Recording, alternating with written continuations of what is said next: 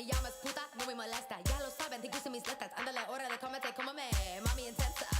Soy hinchada, don't you treat me like a tapa. You can't eat me on the side, I'm the whole enchilada. Got that Tony like Montana, now we skiing in cabanas. Real ones never die, we just hide out in Havana. Walk in, yo, world star, kill these fools, my first bar. Me and daddy gonna earn ours, driving his and hers cars. Not Mario Andretti, but Cardi gonna let me teach her to drive. I be gassing, hugging the curves, fashion Nova, tear up the jack. What's wrong with being ratchet? Do tell, my bitches catching static for the records that they sell. Calling me a sinner, you can go to hell, man, this pussy's so good, it's why we finna screw ourselves. So what's wrong with being ratchet? Do tell, my bitches catching static for the records that they sell. Calling me a sinner, you can go to hell, man, this pussy's so good, it's why we finna screw ourselves. I said, mira, mira, mira, mira, mira mi carona. La reina en las calles, en la cama soy cabrona. Out here making art and breaking hearts like Casanova. It's all love, but I don't love all in a cornucova. Casualty, bitch, don't come after me. The swag came naturally, made bars like a Xanax factory. Ooh. Mad at me, ran out of battery. You Prius, bitch, I'm a Tesla. Elon gonna name one after me. Apple making after me, my rap game berserk, bitch. Spit so dirty, stain your shirt, can't get it off with detergent. Don't test me, pay me what you owe to me. So dope and blessed like Pope Francis with coke in his rosary. I've been a really good girl all week, been curving all these rages. Now I just wanna turn all the way up, get on my worst behavior. DJ play that freaky stuff, this booty needs to twerk. I'ma tell my mom right now I won't make it to church. What's wrong with being ratchet? Do tell, my bitches catching static for the records that they sell. Calling me a sinner, you can go to hell, man, this pussy's so good, it's why we finna screw ourselves. So what's wrong with being ratchet? Do tell, my bitches catching static for the records that they sell. Calling me a sinner, you can go to hell, man, this pussy's so good, it's why we finna screw ourselves.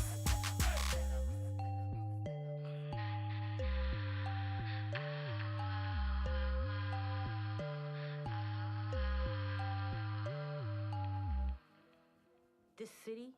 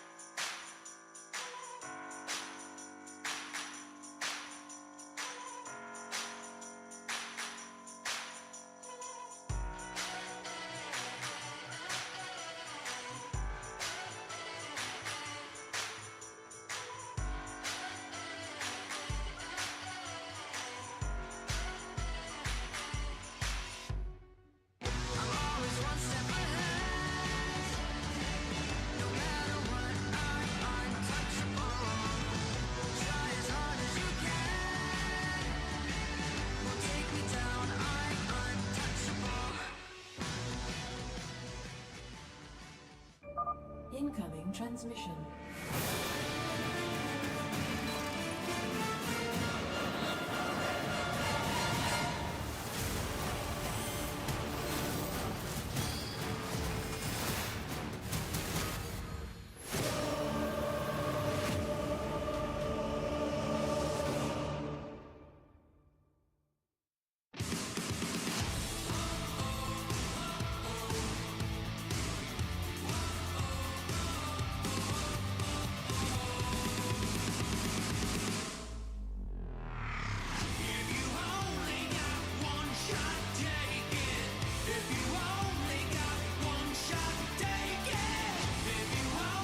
What is up, everybody? Welcome back to the second day here of the round of 8 of the GSL.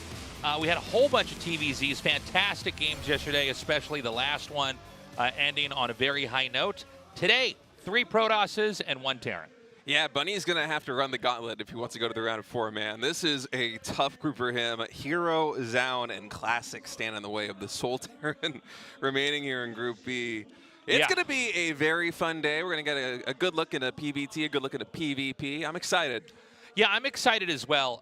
In PVT, it does seem, and again, we haven't had that many games of StarCraft 2. We basically had a kind of jam-packed 2 months to explore what the highest StarCraft 2 looks like. And from what we've seen so far, it does seem to be pretty oppressive, PVT. Terran's having a hard time figuring out a way to end the Protoss. The Protoss just kind of accumulates different types of splash damage or area of effect damage, and it gets tougher and tougher to deal with. So I think if Bunny's going to come out on top, as our only Terran player that we've got right now, it's going to have to be with some pretty decisive either all-ins or timing attacks because as far as we can see, Protoss can kind of just stretch the game out until they're unkillable. Yeah, especially Hero's one of those players that people go up against, and they're afraid of going into the mid-game and the late game against him. When we saw the GSL finals with Cure and Hero, it felt like it was just nothing but SCV pulls, all-ins, a lot of really relentless aggression. Luckily for Bunny, I feel like that's kind of his forte, is just kind of just unrestrained aggression with medevacs or with timing attacks, and so that might play to his benefit here with the meta. The issue is that there are so many Protoss players to get through. How many builds do you actually have, you know, in your back pocket that you can pull out? That's a good point. I mean, if you're going to have a build that you can kill the opponent with in maybe a creative or surprising way, you can't use that again in the next series, right? Mm-hmm. So, I mean, unless he's got 4 really solid, different, surprising builds, it's probably going to be pretty tough for him. Yeah, I mean, potentially 3 TVPs here for Bunny if he wants to advance into the round of 4. It's going to be an uphill battle, but I'm excited to get things underway. Hero and Zoun, especially in this group, have just been playing completely lights out recently. Hero, of course, first Protoss GSL champion in a long time. A lot of people are saying he's the best Protoss players in the world right now. I see no argument against that. Yeah, I don't see a counter-argument to that. Yeah, looking really good. PvP is a matchup. I think it's always been an interesting matchup. There's a lot of variance in how it can start out, and it's always interesting to see how each of the different builds are going to be interacting with each other. Very explosive matchup, sometimes the shortest matchup in StarCraft 2. Yeah. Although, you know, we were talking about that last season, and then we had some pretty long PvPs there. So I feel like with Hero at the group, they're going to be pretty quick.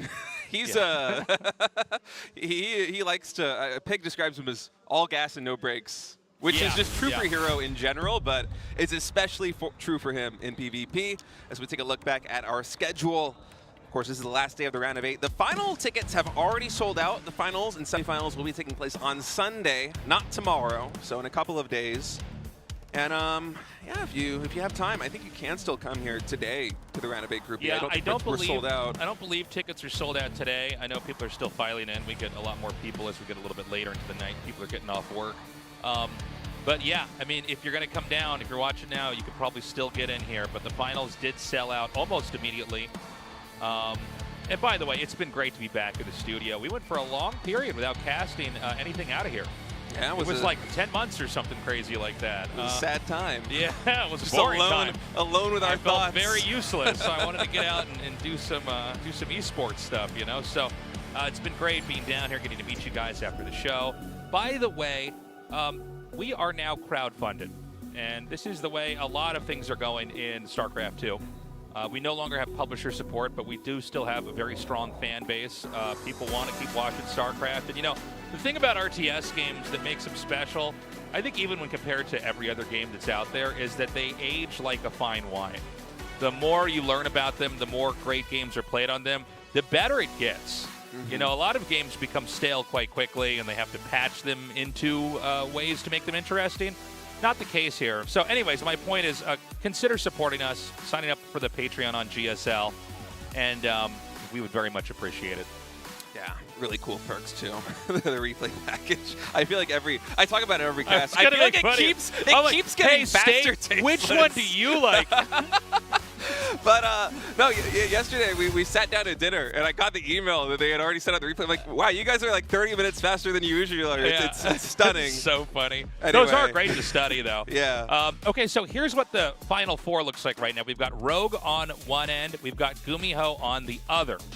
And, you know, the player that gets out first will face off against Gumiho. The player that gets out second will go up against Rogue.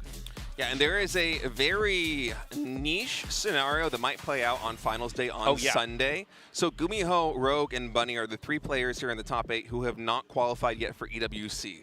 So the one chance of us having a potential tiebreaker series on Finals Day would be if Gumiho and Rogue both lose their semifinal match. If Bunny advances, then one of those 3 players is going to be in the finals no matter what. So there will be no need for a tiebreaker. If either Rogue or Gumiho win their series, then again, somebody's going to be a champion, someone's going to get 2nd place. There will be no tiebreaker. But it is possible that on Sunday we have a 3rd best-of-5 series before the finals between Rogue and Gumiho. Only time will tell if that's actually going to happen, but we might have a marathon of a finals day with 2 semifinals and a best-of-5 for the 3rd place match. And, of course, the best-of-7 grand finals. So something to look forward to for Sunday. Yeah, it's going to be a lot of games, a lot of craziness on Sunday. Super excited about that. And I like this quote. I'll do my best to survive this PvP hell. Even the Protoss players don't want to play against Protoss. That's the curse they have to carry with them. They have to play that mirror matchup forever if they can cheese out the other races. So, yeah, this is going to be, you know, a group where I think Hero, I think he should get out first, but then you got to not count out Zoun. Zoun, especially like in the last 2 weeks, has looked extremely strong. And he was always a good player, right? He was always a guy that I thought could kind of hang with anybody. But I think especially lately, he's probably in the best version of himself that we've ever seen. Yeah, he got top 3 at Bellum Gen's Elite just, I think, literally last week. And in that tournament, he showed some really good games. He even took down Serral in one series. I believe he won the first map of the rematch against Serral, too. But Zoun, up until now, he's been showing a lot of success in PvT and in PvZ. His PvP, he's been kind of struggling a little bit. Actually, his history with Hero has won the last 11 series versus Zoun, and these aren't like series played in like 2023. This goes back to, I think, November 2024. And usually I don't talk about the histories of guys like this, of like, oh, who was the series lead, who was the map lead. But 11 series wins in a row is kind of unfathomable. That's wild. Hero is just on another level in PvP, and he absolutely has Zoun number. Can Zoun break that curse now? We're going to find out. Let's go to map 1. Hero versus Zoun, round of 8, Group B on Pylon. The Artosis map.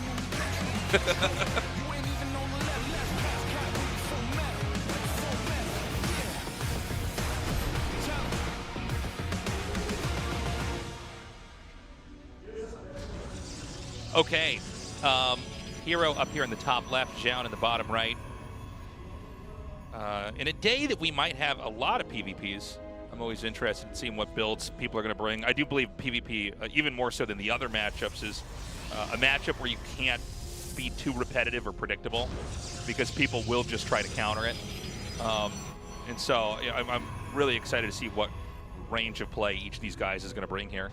Yeah, everyone has their own unique style. Hero is one of these players in PvP who, I mean, it's true for really all of his matchups, but in PvP especially, he loves to take the initiative. He wants to be aggressive. He wants you to be on the back foot. He wants to be the one who's deciding when the fights happen, and he wants them to be happening on your side of the map more often than not. Whereas Zoun, a much more reactive player. Yeah. And that's not necessarily a bad thing. In fact, if you play perfectly, it can just be the optimal way to play. The issue is that when you play reactive, especially in PvP, there is a very slim margin of error that you have to play with. And Hero is maybe the best Protoss player in the world at forcing mistakes out of his opponents. So he is just an unstoppable force in this matchup from my perspective. I think that makes him the clear favorite to advance from this group, especially being the reigning GSL champion. But yeah, it'll be cool to see the clash of styles here, especially between Hero and Zoun. So already we've got the first proxied pylon here on the map from Zoun.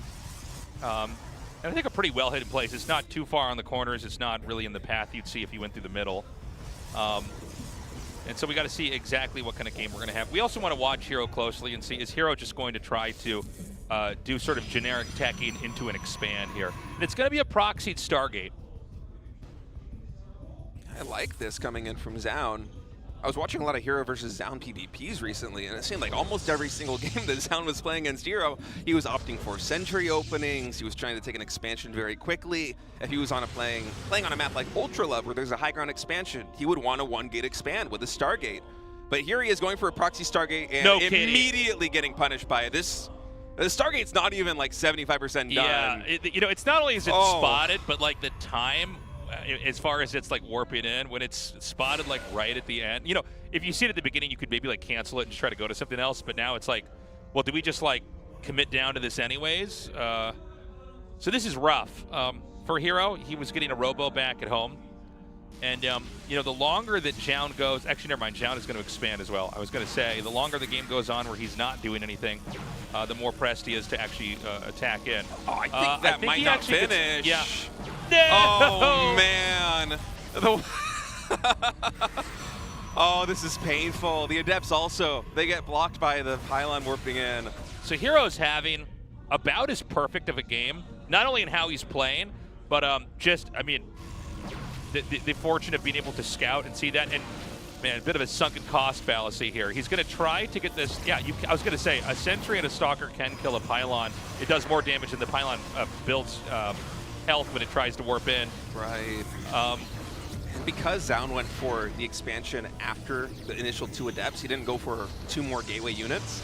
He has no possibility of defending that Stargate. And now Hero's getting on the aggression. I love these force fields. I think just isolating this one stalker. This is so much momentum, Tasteless. I mean, this is going so well. It's actually insane. We're only 4 minutes into this game, and it's like everything has gone perfectly. Another force field. He's going to try to rush the stalker. I mean, dude, the control is perfect here. He's going to send the Adepts back here, but this stalker for sure is going to get killed off. And then there's more stalkers coming in. Is this just going to snowball into a win? I feel like it might. I mean, another stalker entering the fray. We do have a shield battery here in the main base. The Oracle's going to have to slowly chip away or just drop the stasis trap. Oh, he's actually going to try and get with a pilot. Oh, it barely finishes. I was actually so curious if that works or not. Yeah. The problem, though, is that these stalkers can just march in and basically end the game. He's going to try to shuffle that. GG. Okay. Wow. Can't even finish my thought. That was, what, 5 minutes? Under 5 minutes. Now, a lot went wrong there at the start of that game. Zoun was like, one of the Home Alone burglars there, where all the traps were working on him. There were so many things that went wrong. Starting with the hallucinated Phoenix, and I don't want to say lucky because, like, he is looking for a hidden base, but, like, it was in the direct path he scouted. So, like, he got that, then he got the denial literally when the Oracle was like at 98% completion. Then he got the kill on the pylon, which I don't even believe was canceled. I think Zoun just lost. I mean, I could go on and on. We're already going into game 2 here on Persephone for our next map. Yeah, in the chat here was asking Zoun, it's like, how many seconds were left on the Oracle? It's like, maybe 1 or 2. That's so funny. That was a clutch scout by Hero. Perfect follow-up. Zoun just getting completely leg swept there at map number 1. And now we're on Persephone. Hero already match point, 5 minutes basically into this best of 3. Let's see if we can close it out and go to the winner's match.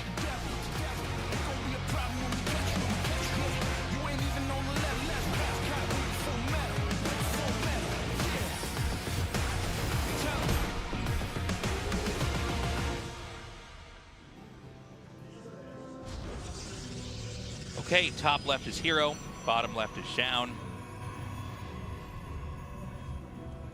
And, we have an immediate probe coming out on the map here. This is Zoun, right? Yeah. I just said where they were, and then I forgot. Yeah, that is Zoun moving out. Oh, it's a cannon rush. I was wondering why he chrono boosted that probe out. Yeah. I was going to say, so, you know, we don't see these anymore. Now, if you're on the ladder, this is probably your only experience. But yeah, as far as tournament games go, we don't actually see this that often.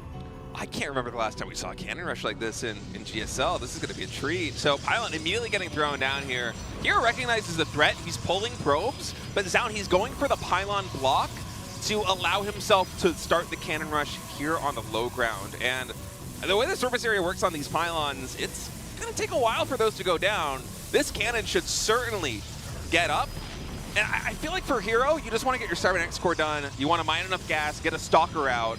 Yeah. But he's actually just pulling more probes. Wait, is there no Cybernetics core? No, he's playing gas. He's going just guns blazing right now, pulling probes. That is enough. So it's 3 probes on a photon cannon. If you get it on it when it starts, I think about like half HP. If you get 4 probes on it, it will be denied. But there's no coverage on this one. Wait. The pylons is he block just going it to in. attack him with his probes?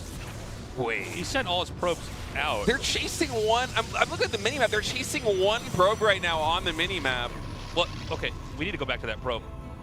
He's bringing the probes back now, but there's no follow-up that can actually stop these cannons from warping in. It's in range of this photon cannon on the low ground. You basically just have to get a cannon in range of the Nexus, and the game is over. I kind of feel like Hero might have bungled this a little bit by going for the probe pull. I think you need a stalker chrono boosted out to defend this push.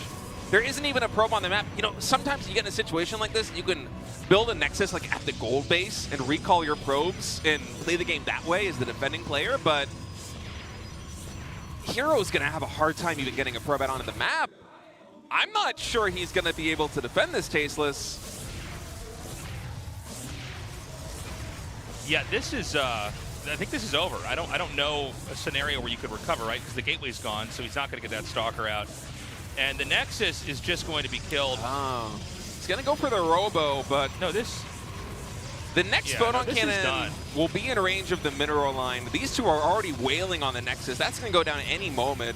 You can see Hero frantically trying to get some shield batteries up. I think literally to charge up. Oh, there's even a photon cannon and a probe here. Get him in! I mean, it's going to be on 1H. Okay, so the battery, I think, does finish in time to save this. Where are the probes even going?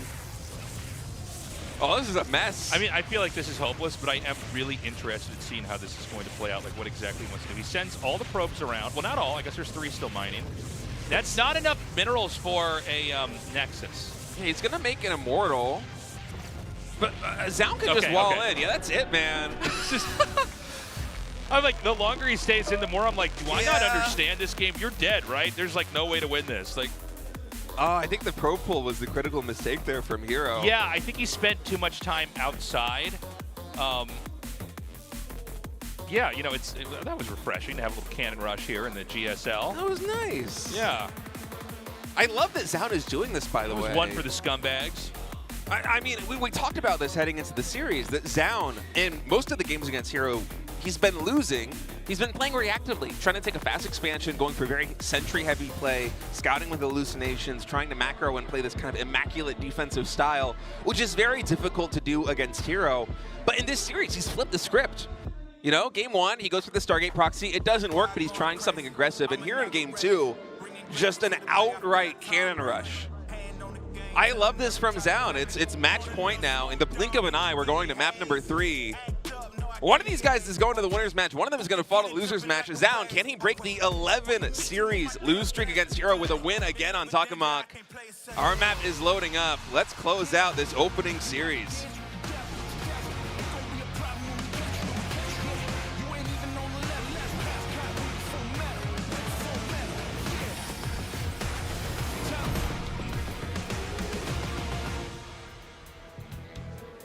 It is crazy to see that Cannon Rush just beat a GSL champion. Yeah. Cannon Rushes in StarCraft 2 are really strong. Like, they were kind of strong in StarCraft 1, but they weren't as fatal, if that makes sense. You can Cannon Rush in StarCraft 1 and, like, maybe, you know, deny an expansion, but, yeah, Cannon Rushes in StarCraft 2 can be brutal. Interestingly enough, one of the very first ever StarCraft 1 tournaments was won. It was actually run by Blizzard Online. It was won with a, oh, I love that. That is sick. Oh, wow, that's some creativity. You can tell that guy plays Protoss. Yeah. Zergatarian would not think of that. I look down there and I'm like, that guy's got a face as big as mine. Oh, it's a sign. No, but yeah, one of the very first ever StarCraft tournaments was one with a cannon rush where the guy just made cannons in the corner of the guy's main and just pushed in. It's like, yep, it's still here. 25, probably, I guess 26 years of StarCraft now. Cannon rush is still one of the stronger things you can do. Some things never change. Yeah. Well, Hero with his probe scout into Zoun's base. By the way, here in the bottom left, the blue Protoss down in the red Protoss in the top right. He's scouting very early, and I'm looking at the production tab. Where is that second pylon here for Zoun? He must be making this in his base, right? Because there isn't one revealed yet. I don't think we have a probe on the map. All right, it is gonna be back at home. Yeah, for a moment there, I was waiting to see that pylon, wondering if we're gonna have another proxy here from Zoun, but no, it is just the one probe in the main base here of Hero. Really fun start to this series.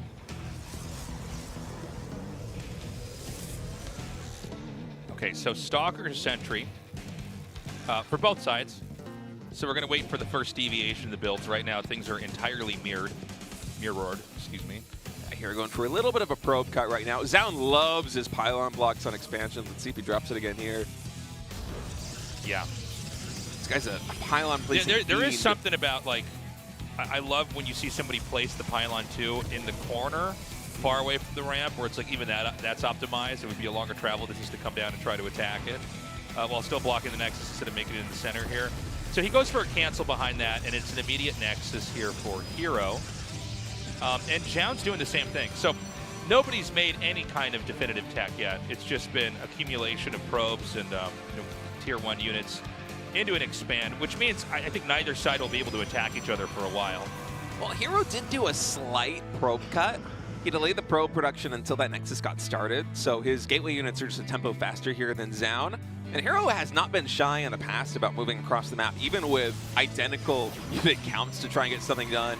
You know, with force fields, maybe section off. Oh, he actually did not spot the Twilight Council. Yeah. Not the end of the world, but It is kind of brutal when you scout most of the base, except for the corner that actually had the tech, right? yeah. But we'll see this game if Hero actually does opt to go for any kind of gateway pressure. It seems like instead he's just going to be building up with this Robo. He's going to add another Hallucinated Phoenix Scout. And that is actually Hero proxying a Stargate, huh? What a uniquely timed proxy Well, it's almost Stargate. like, it's almost like not even a proxy. It's like a hidden Stargate, right? It's just down in the bottom right. Maybe he's going to make Phoenixes or something like that and accumulate I feel that like way. it has to be either an Oracle trying to blindside the main base to get probes, or we might have something like a super old school throwback, like Immortal Void Ray bust with Force Field, which Oh, yeah. I don't know how good that would be. Like, I'm thinking it in my head, I feel like it would not be very strong, but I can't think of what else this Stargate would be used for. I guess I'm just wondering why it would be so far down there. I guess you probably won't look for it, and maybe that's all you need to do. And it's going to be a War Prism. So he's going to do an Immortal Bust. He's going to basically come in and try to shove in and kill this expansion. And you know, if Zoun is at all greedy, he'll pay for this. He could also possibly still lose, excuse me. Oh, man. No, wait. Wait a second. I don't think he's going to move that either. So that they cannot see each other, right? Overlapping visions, but they don't. Oh, the Oracle! The Oracle is gonna spot it. But Hero has a decision to make. I'm pretty sure the Oracle, we gotta see the vision on the Oracle. The Oracle 100% sees this pylon, right? Yeah. So Zoun still doesn't know. Hero moved it just before the pylon finished. The vision expands.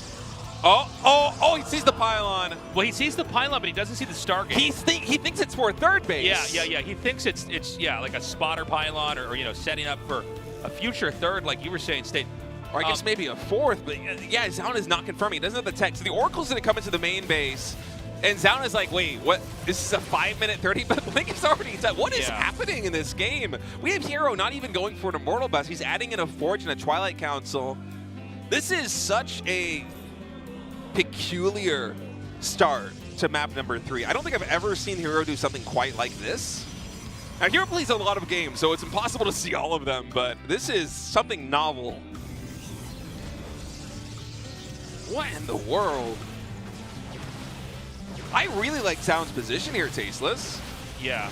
I mean, this is kind of crazy. Oh, I thought he wasn't going to kill that for a second. I was like, no.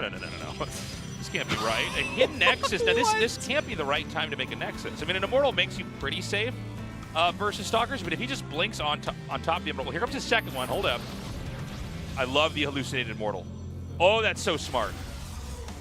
He activates a shield, so he doesn't know this is a hallucination yet. There's actually 2 hallucinated Stalkers. I almost missed that. By the way, I'm really glad, we have hallucination used as much as we do. He's going to do a quick adept drop here with a probe. There's a probe with it. Why is there a probe with this? This is so funny. You should just like make a pylon and hope he doesn't notice it. All right, Zoun blinking forward, immediately guns out, I think, the hallucinated Immortal, and then goes to work on these other ones. He has enough to just barely not two-shot him, but finally Immortal's taken out. Man, Zoun, he has so much here on the low ground. The third Immortal is going to finish right now. That shield battery is out of energy. So the trades right now absolutely advantageous here for the Red Protoss player, Zoun. Still a lot of energy left on that Sentry. Hero, he's kind of stuck in a bottleneck right now with these force fields. The Immortal is zoned out. So many probes are falling. On the other side of the map, we also have Zoun losing 11 workers. Energy recharge activates on that shield battery here, the natural expansion. So unless that pylon goes down, I think this Immortal might be able to do enough damage to stabilize the situation here for Hero, but this is really on a knife's edge. Now finally, second Immortal joining the fray. Zoun somehow behind all of this has lost 16 workers, I think to some combination of the Oracle and the Warp Prism drop. And Hero somehow has stabilized. That looks so grim. And let's not forget, he has this third base. He can even recall probes from the main, which is starting to mine out, and saturate this third base in the top left side of the map. What a unique chain of events that has occurred here in map number 3. We still have this Warp Prism alive, by the way. I thought surely this had gotten shut down. We also still have this Nexus in the top left, which I don't even think has probes mining. Not yet. And we know it's done. I would love to see a recall of probes up there. Yeah, well, I just think that's such a smart move to just keep using that and then treat it like you're on 2 bases. Because that's just an easy, straightforward way to win. And by the way, I feel like hidden bases are not common enough in StarCraft 2 right now. Ooh. By the way, the push... the push coming in. Stalkers coming in. Oh, man. Focusing down these Immortals. Hero did not anticipate the second wave of Stalkers coming in from the top side. And keep in mind, there is no Blink. Hero went for Glaives instead of Blink. So there's very little micro potential here for Hero's army. The Glaive Adept's now doing work on Zoun's Eco. More probes getting taken out. Are we going to have another Blink on top of this Immortal? Yes, we will. There is a shield battery to defend it. It's going to really slow down the rate at which these Stalkers are able to dispatch that Immortal. Probes getting pulled, but there isn't much left here for Hero. Another Immortal finally pops out of the Robo. It's going to be assisted by these Glaive Adepts. Oh, this is just complete chaos, Tasteless. I mean, at this point in time, Hero has lost a lot of workers. It's 25 to 35. Granted, there's still kills coming down over here. But I think what's most important is that Hero reclaims this Nexus. I mean, if he loses the Nexus, it's going to be bad, even with a hidden Nexus. And again, I think there are a couple probes mining there. So, I mean, it's not like it's a saturated base. The worker counts are basically even right now. Zoun thinks he's way further ahead than he actually is, but he might just be ahead enough to end the game. A shield battery running out of energy. That Immortal will get taken down. Feels like every time that he blinks in to kill an Immortal, another one pops out. No doubt there's another Immortal that's being warped in. And, you know, maybe he's got enough to hold this off.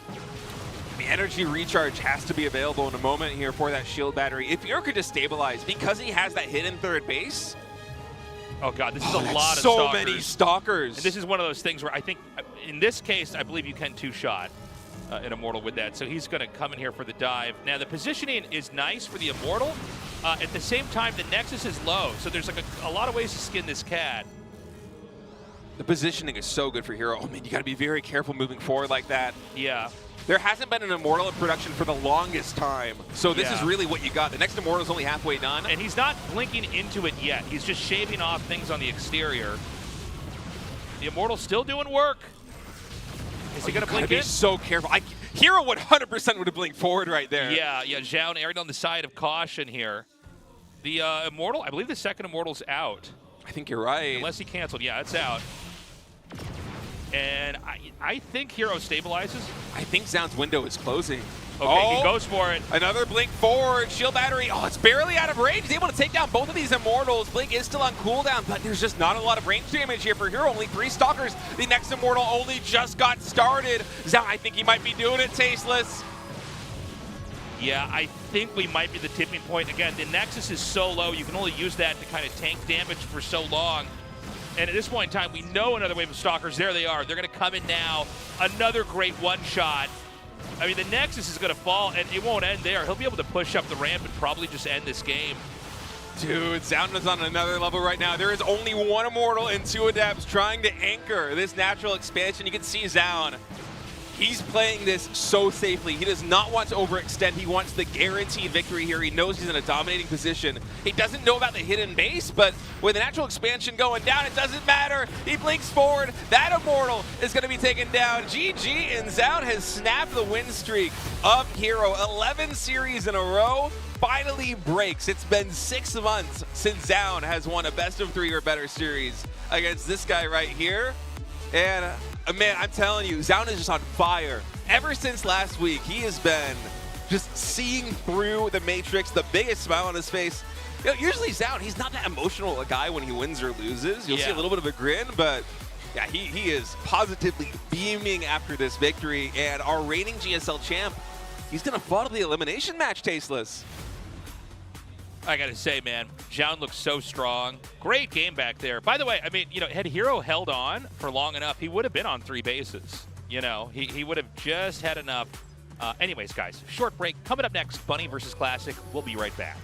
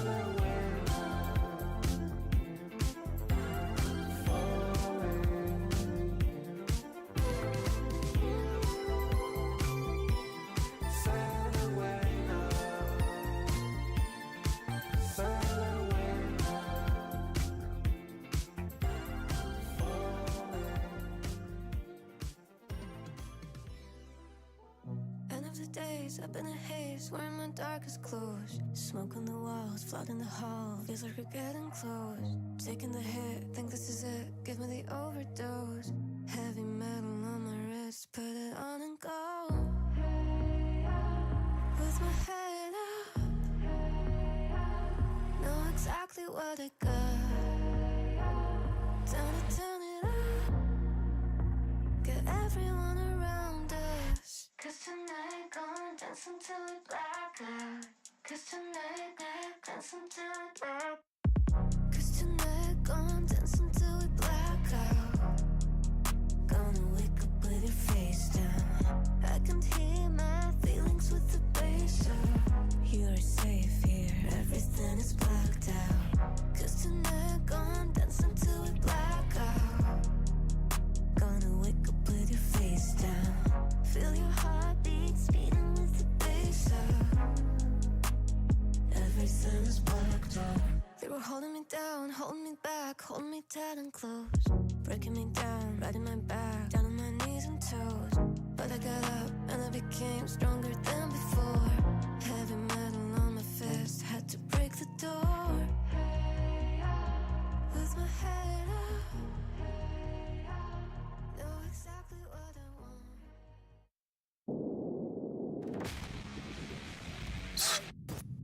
난 편집하지 않아. 그게 진짜 나니까. 새로운 도전과 색다른 재미, 함께하는 즐거움까지. 여기 숲에서 끝없이 스트리밍 중.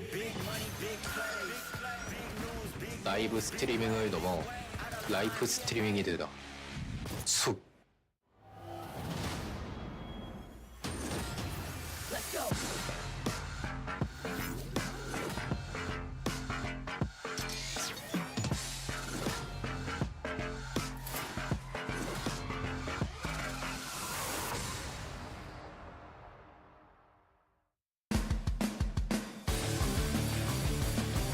Hey everybody, welcome back. Crazy fast PvP. That was like a half hour, including like the intro to the show and everything else. I mean, really short, really action-packed games. Narrowly in the end, Zoun did manage to snowball that fight with the Stalkers. He just had enough where there wasn't an ability for Hero to accumulate anything where he could stabilize. Now we're going to go to the one Terran player in this group. He'll be going up against Classic in this sea of other Protoss players. Classic, I think, is extremely good at the matchup PvT right now. He seems to have a really, really strong understanding of it. I don't expect Classic to do anything crazy aggro or risky. I think he's going to kind of slow cook it, so to speak. Just continue to attack, continue to grow. Now, Bunny, on the other hand, I think he does have to come up with something pretty decisive. I think he needs to come in here and try to figure out some way to basically, kind of like in a neck-breaking move, kill the Protoss. I feel like that's... Remember when there were neck-breaking moves in movies? Remember Steven Seagal, Jean-Claude Van Damme? There was like a whole decade where people had just their necks broken. Many people got their necks broken, and then it just went away.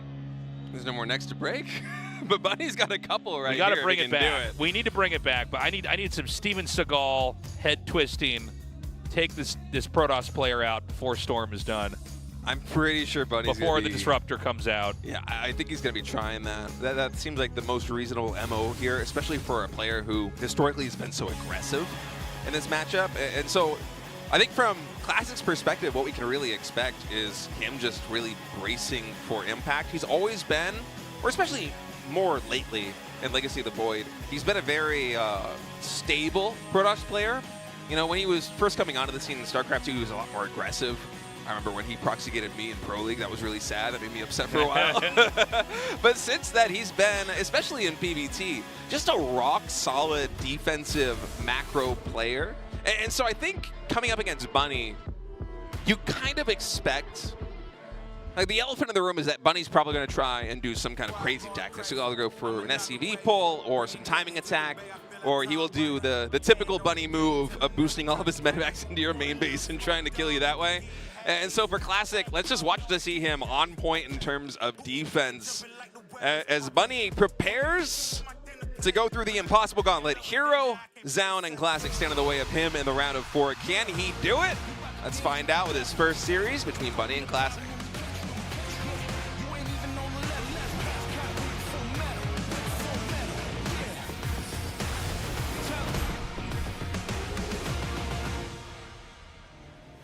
Okay, Bunny in the bottom right, Classic in the top left.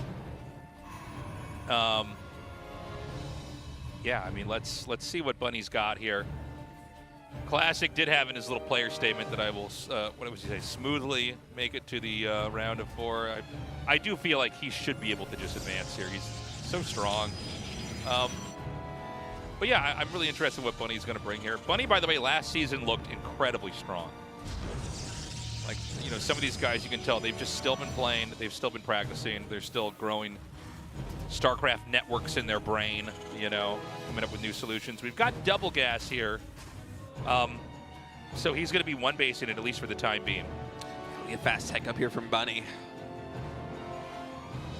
I wonder where he's going to go with this. Kira showcased some very strong all-ins in the GSL finals before.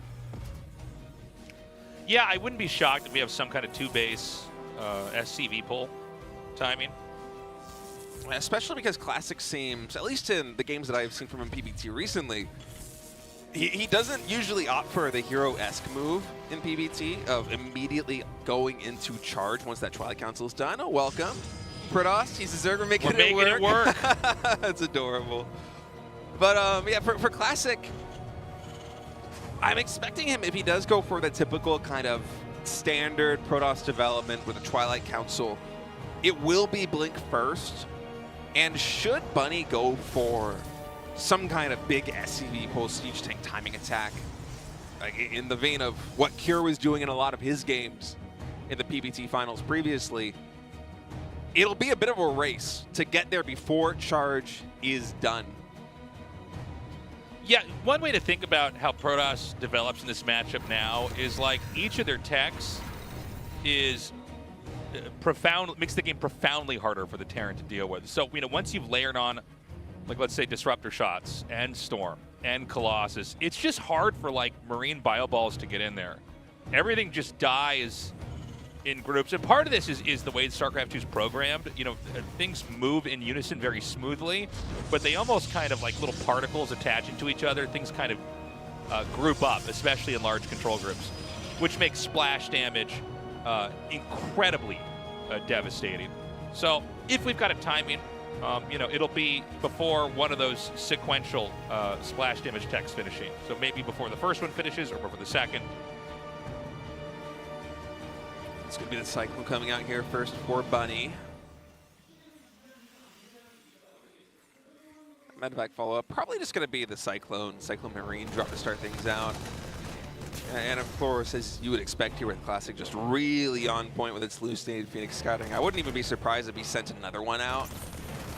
Try to time it for when that starport is completing its first unit to see what the trajectory is going to be on that Medevac. But in any case, development here for Bunny actually looking pretty normal. He's going to lift that factory off, so we might not have a siege tank push here in game number 1. Seems like instead he'll be opting to get that barracks potentially on that add-on very quickly as this Cyclone and I believe 4 Marines. Yeah, not going to be any kind of Widow Mine drop this time around here, and it's intercepted immediately. And what's funny is because he unloaded it, he gets to see that it's a Cyclone and Marines in there, so he knows what kind of drop it is. That's actually pretty beneficial here for Classic. I would not be surprised if this Medevac just goes back home or just hides somewhere on the map and then tries to dip in later on, because I think there's no reason to go out now. And we're seeing exactly that. He's going to send the Medevac back and maybe pick up and try to drop again later. We've got tanks and more barracks finishing up here. Stim is starting.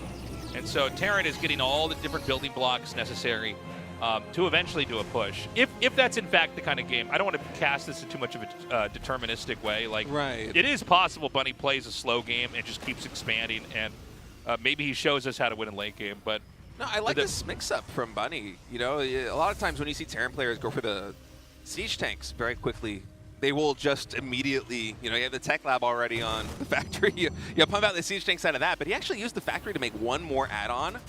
And he's going for a third barracks too, so this isn't even the 2-on-1. He's going to have a little bit more bio, and the tanks are going to be a little bit slower onto the field. But that might play in his advantage moving across map here.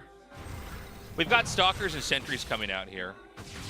And it looks like he's going to take out that last Reaper. And then we have the Templar Archives here. Now, we don't see... There's no third command center, right? Yeah, there's no third CC yet. So right now, and until we see a third CC, we can basically assume this is going to be some kind of a push. He's powered up. The Stalkers are not going to get anything done. In fact, yeah, that was way too ambitious. Just eating hull damage on the Stalkers like that is going to make this push that much stronger. Every little iota of HP is so important to have. Now, I don't see an SCV pull with this yet, so this looks like it's just a straight-up 2-base timing, unless SCVs are pulled later on. Oh, but and classic. I love this. Could he get the Tech Lab stim packs like 10 seconds out? Yeah, Oh my he's not God. going for it. He's not God, prioritizing go it. for that. I mean, you can't know. It could be concussive shells. It could be combat shields. But yeah, absolutely. That would have been a juicy target there for Classic. Instead, he's trying to get as much damage done as possible and then recall these Stalkers back home. But Buddy is already knocking on the front door. The recall is coming in. Charge only halfway done. That is not going to be a factor in this fight. I think we don't even have Storm, do we? There's no Storms just yet. Buddy just charging in right now. Tons of Stim Marines, more than you would expect in a push like this one because of the way that he developed back at home. And the infrastructure, the gateways, the robo, they are falling apart here on the front line for Classic. Yeah, and losing that robo is just devastating. It's going to be a lot harder to try to take this on with gateway units, especially when these bunkers finish up here.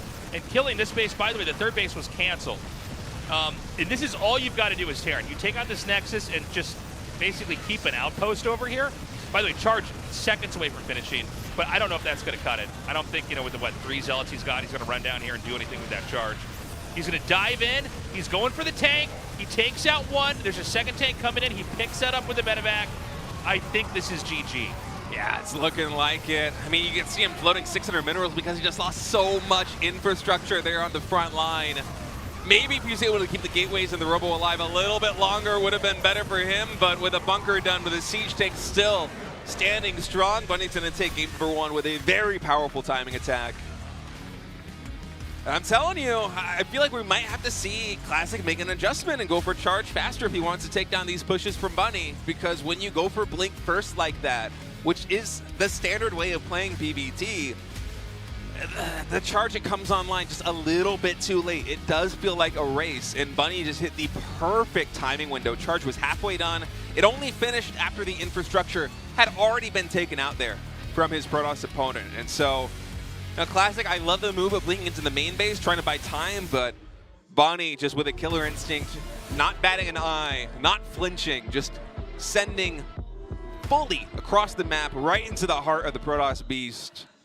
He's up game 1 here in this series. One more win, and he's going to be facing Zoun in that winner's match.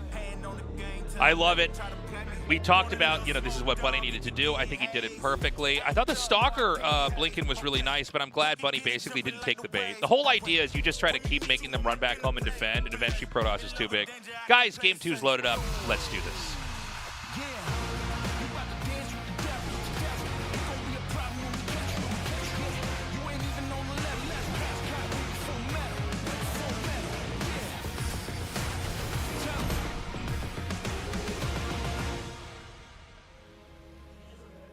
Okay. We've got Bunny down here in the bottom left, Classic at the top right. Now, I wonder if there was a way to do that better. Maybe he should not have recalled the Stalkers. Maybe he should have blinked back out and tried to come in from behind. I mean, the timing push was clearly very strong. I think basically, well, first of all, I think had he killed the Tech Lab, that would have been massive, right? Oh, for sure. Because then you don't have stim, and Marines are just so much worse without stim. It's insane. Yeah, it's just a little bit of a gamble there for Protoss, right? Because you don't know how close it is to completing. You're trying to get as much damage done as possible. They can't stop the Bunster. The Bunnerino. Yeah, I mean, I just wonder if there was a better way to handle that. Sometimes, and this has kind of always been true, even back into the early days of StarCraft, but like if Terran's doing this like 2-base push to you, what you need to do a lot of times, I mean, obviously, eventually stop the push and don't let it snowball you, but you want to get in between the place they're pushing and where the reinforcements come. If you can get like 6 Stalkers there, you can kill the tanks, the few Marines, maybe even the medevacs, depending on the trajectory of where the starport is and the rally point is. But you can like slow that down, and a lot of times if you can just sandbag a little bit back at home, like, try to slow them down, run back, let the Nexus lose its shields, and then come in from both sides. A lot of times that'll work. is you just basically catch 1 or 2 rounds of reinforcements. Now, it's hard because one of the strongest things Terran has are these timing pushes, which, by the way, like a lot of people kind of speculated that this was like almost game-breaking. And this was like, what, the first year of StarCraft people figured this out? It was like every game Marine King played, he would like pull the SCVs. And it's like, the only reason why this is strong, and it's only strong in StarCraft 2, by the way, it's not strong in StarCraft 1, is because the way the game's decision-making works when a unit's attacked is it attacks the first attacking unit coming towards it. And so that means if you have SCVs in the front, all the SCVs will soak up all the damage, and all the real damage dealers will basically be the last thing to be touched, which means you can snowball a lot of fights. And the only reason why Terran can even do that is because mules exist. So you can keep getting resources in some way while giving up workers. First adept here for Classic. Natural expansion, trying to glean some scouting information. Does know that it's a 1-gas opening, so it will be this command center. Oh, SCV a little bit injured from the initial probe, so luckily Buddy does have that second SCV here. I think this adept is going to get taken down. Oh, that Reaper. that was awesome. Yeah, he's breaking his ankles a little bit. A nice start here for Bunny. I also love the bunker. Classic in the past has punished Bunny quite a bit because Bunny usually on maps where there is a potential Reaper wall, and like Classic did here on Takamak, Bunny will be very active with the first Reaper and not have a bunker back at home in the past against Classic. And Classic would chrono boost the second Stalker out and also beeline that first adept straight into the natural expansion. And he played quite a few games against Bunny where he was able to gain momentum by killing the SCV, by delaying. Oh, he's going to get the Hellion. Nice catch. But he's usually getting a lot of momentum in the early game, but you can see that Bunny's adjusted. I believe those games were played at DreamHack Dallas a couple of weeks ago, so it's cool to see these little tiny changes that the players are making. By the way, this game, very fast third base. Like, it was third base before the first tech line was even opened. So he's going Nexus, and then there's a Robo being warped in with that. And, that's going to be interesting because this is, again, like something you could punish with a timing attack. Although I do feel like if you go for Banshee and Cloak, you've always delayed your timing attack a little bit. The Banshee with the Cloak is, I mean, it can be helpful in pushes, but nowhere near as much as like an extra medevac as an example. Just like pick up a tank if they try to snipe it. But if this kicks in correctly, Classic should have more when this push comes. So overall, I feel like this game maybe looks a little bit better. You never know for sure with builds, right? The science is always a little bit fuzzy with it, but you can kind of look at this and say, all right, maybe this, assuming this is another inevitable timing to push, maybe this one will be a little bit more manageable. Yeah, it is hard to say. Charge has already started by the time that third barracks is finishing, so I'm expecting Charge to be done by the time this push commences. Although, with the robotics facility, you're getting the observers out here for these Banshees. Also, really nice positioning here from Classic. I love that. Insta-cloak. Oh, no shield battery yet in the main base. A little bit greedy was Classic. He's going to lose at least a couple of throws because of that. Oh, and the push already. Oh, wow. Commencing. He's moving out so quickly. This is like, there's no medevac, right? I don't think, yeah, there's none. Did he get that? Okay, he gets the Banshee. Sorry, I should have looked, but did he get stim? I don't believe so. I don't think you can afford stim with a push like this one. Yeah, I don't think so. Okay, so this is like, I was saying that this push was going to have to come later. Right, but he's building the engineering bay. I mean, we're going to see, but every stim is permanent damage if you don't have anything like that. I'm surprised the bunker hasn't been thrown down here as well. Oh God, it's like more Stalkers than there are Marines here. Yeah, with his shield battery and also soon-to-be Guardian shield on that sentry as well. I don't think stim is done. Bunny's committed. A second tank's going to come here. We should have another warping round of Stalkers. He's not in range, which is a problem. He should have started the bunker a while back there. More Marines are coming up.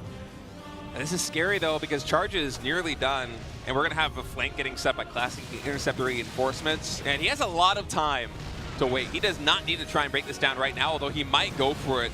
Oh, intercepting another siege tank coming in. 2 tanks already have fallen, and Bunny's like, you know what, I have lost too much firepower. I need to retreat. You can see on the minimap, Classic immediately on the hunt. He's going to try and slow the retreat for the main army right now. The Stalkers by microing like this. He's trying to slow Bunny's path back home so the Zealots can catch up on the flank. The siege tank going down. Those Marines also in a lot of trouble. I mean, this is brutal. By the way, It's always kind of nice when I say, like, this, the way you stop this is this, and then they just do it perfectly. Yeah. Very happy with that. He's listening. He just got those 6 stalkers on the other side and intercepted everything like I was talking about. It worked out perfectly. And, you know, it's funny. There was a reason why you don't see that kind of attack basically ever, and it's because it is as flimsy as it looked. Even getting the siege tank too with the stalkers just barely enough to kill it before the repair can force a 3rd shot. I mean, this is so much damage done already. Behind this, Bunny's only just now starting his 3rd command center. He's got 1 siege tank and 7 Marines. Stim pack about 3/4 of the way done. I think there's a War Prism just finished, so I think he's going to basically set up to come in here and try to just you know, stampede over the natural. Yeah, even the engineering bay just can't really be used for anything because he's been so broke. He's only just now starting +1 infantry weapons despite having that engineering bay done, I want to say like a minute and a half ago. And I almost feel like just a warping of Zealots here for Classic and sending it, and you could probably win the game, but he's going to go for the safer option, sending 4 Zealots in the War Prism into the main. Oh, Force Field's almost catching all of those Marines. SCV's Bunny recognizes the threat. He has to pull the voice defensively there, but now we have a big Zealot warping. You're in the main base. Marines are coming open, or coming back to the main, and that's going to allow Classic to roll on through the natural expansion and roll on into a map number 3. I mean, you know, it's just the similar idea is at play here, which is like we got to figure out some way to end this game before Protoss gets too big. I did not like that attack at all. I feel like maybe that works if you have like 2 bunkers started before you even sieged up your tanks. But there were literally more Stalkers than there were Marines, I think. I think it just was a little bit too slow. There's something so funny when Terran has a small amount of units, how absolutely puny the army is. How you know, like when you see a lot of Stim Marines, you really got to like steer clear, right? But like when you see just a small amount, you can like just stomp it out so easily, and that's exactly what happened. And I wonder if the idea was that Classic was going to be a little bit too greedy there, but he basically just got the 3rd base, and he basically stopped the fight with Stalkers alone. And again, you know, when there's an attack like that that requires some amount of pushing, some amount of like outposting outside their base where you're building bunkers and sieging up, and maybe a tank is shelling at the distance, you always want to send the Stalkers around to intercept the reinforcements. Just buy time and then go for the sandwich. Hit them from the bottom, hit them from the top, and you know, it's going to be an easy game from there. Anyways, guys, game 3 has loaded up. Let's go.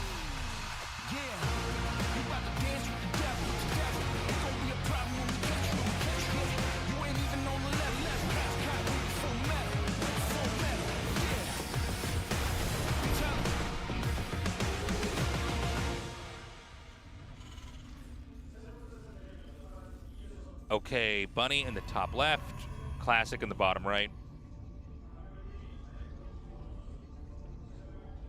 I'm trying to think about what went wrong there for Bunny in game number 2. I feel like when you go for the Cloak Banshees like that, maybe you just don't have an opportunity to go for such a quick push because, as you said, the army is a little bit flimsy there on the ground. I think you need at least an additional siege tank, maybe some more Marines. It's odd because you don't want to be too fast with the push, but you also don't want to be too slow. But sometimes like the middle ground like Bunny went for, it feels like it was worse than if he had waited for a little bit more time to get 1 more production round, 1 more siege tank, some more Marines. Or if he had moved faster, then maybe the Stalker count, it's going to be more significantly disrupted by having Stalkers in the main base to deflect the Banshee, right? And so that middle ground just not exactly doing it there for Bunny, but I mean, it is much easier said than done. Like we can we can talk about this as much as we want, but we're not the ones in the booth with everything at stake trying to walk this fine line of how do I kill the Protoss before they become a little bit too big on 3 bases. You know, there is a world where I think you could have pushed later with the Banshees, but you also, another thing that happened we didn't really point out, or I guess we pointed it out, but we didn't put any emphasis on it, is that Banshee was killed while the harass was happening. Yeah. A lot of times the Banshee, just even causing like 2 or 3 Stalkers to follow it is enough. But if I had to bet, I think in this game we're not going to have Cloak Banshees again. I think he needs something a little bit more meaty, so I think more medevacs. Something that gives a little bit more micro potential. Like Banshees are great until they can be seen. And you know, they're basically just, they're not units you fight with. They're units you harass with. So yeah, let's see if we have another kind of 2 base timing attack. But, you know, for the Protoss, all you have to do is basically try to get a read on when the attack is going to come out and hold it. And, yeah, I mean, and that's all about, okay, like, let's not make too many probes. Let's maybe make, you know, some extra gates here. Let's kind of lock in for when the push comes. And also, let's see how do we, like, kind of cause this to not be a knockout blow, but instead they're going to have to try to get a couple jabs in before they would finish you off, and by then maybe you've got enough that you can get the surround in. Very precisely timed shield battering the main base there from Classic. Finishing right when the Reaper gets there means that he can send this Adept freely and get scouting information here in the main base. I think with that Adept, he saw I think almost everything. I believe he should also have been able to see the starport. So he's getting to medevac, no add-on here.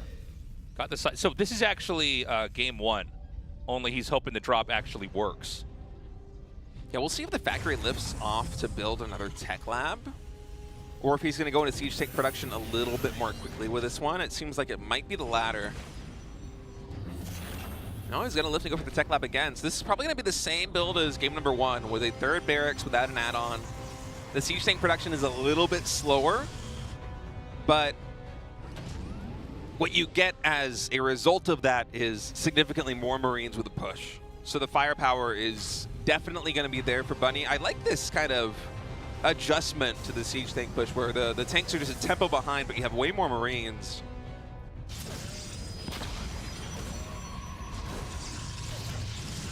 Okay. He's going to come in, and I actually... No, never mind. I was wrong. He can't... Oh, what? How did he do that? Bunny's the master of the medevac ban. That was wild. No, nobody's been microing. That looked so impossible. Yeah, nobody has micro boosted medevacs more than Bunny. This is the guy that back when he was really dominating in TVP, he would just relentlessly full send medevacs into your main base. Because usually, you know, you would see a Terran player that would scan it like a macro TVP. They scan the main base and they see if there's army there, and they decide, do I send the medevacs or not?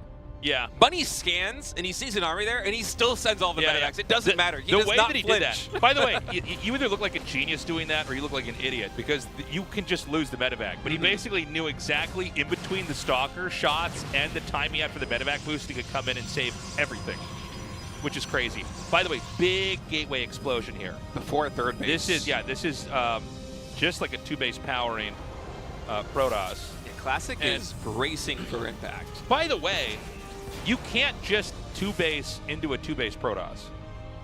So I almost feel like Bunny is treating this like there is a 3rd base, and he's not scouted it, I don't believe, unless I missed something on the map. I don't believe he's had anything that could see that. And, you know, this is kind of a funny just way to hard counter 2-base timing pushes. Oh, we do have an observer. Oh, what's up? Oh, he's going to take that this time. He learned from game 1.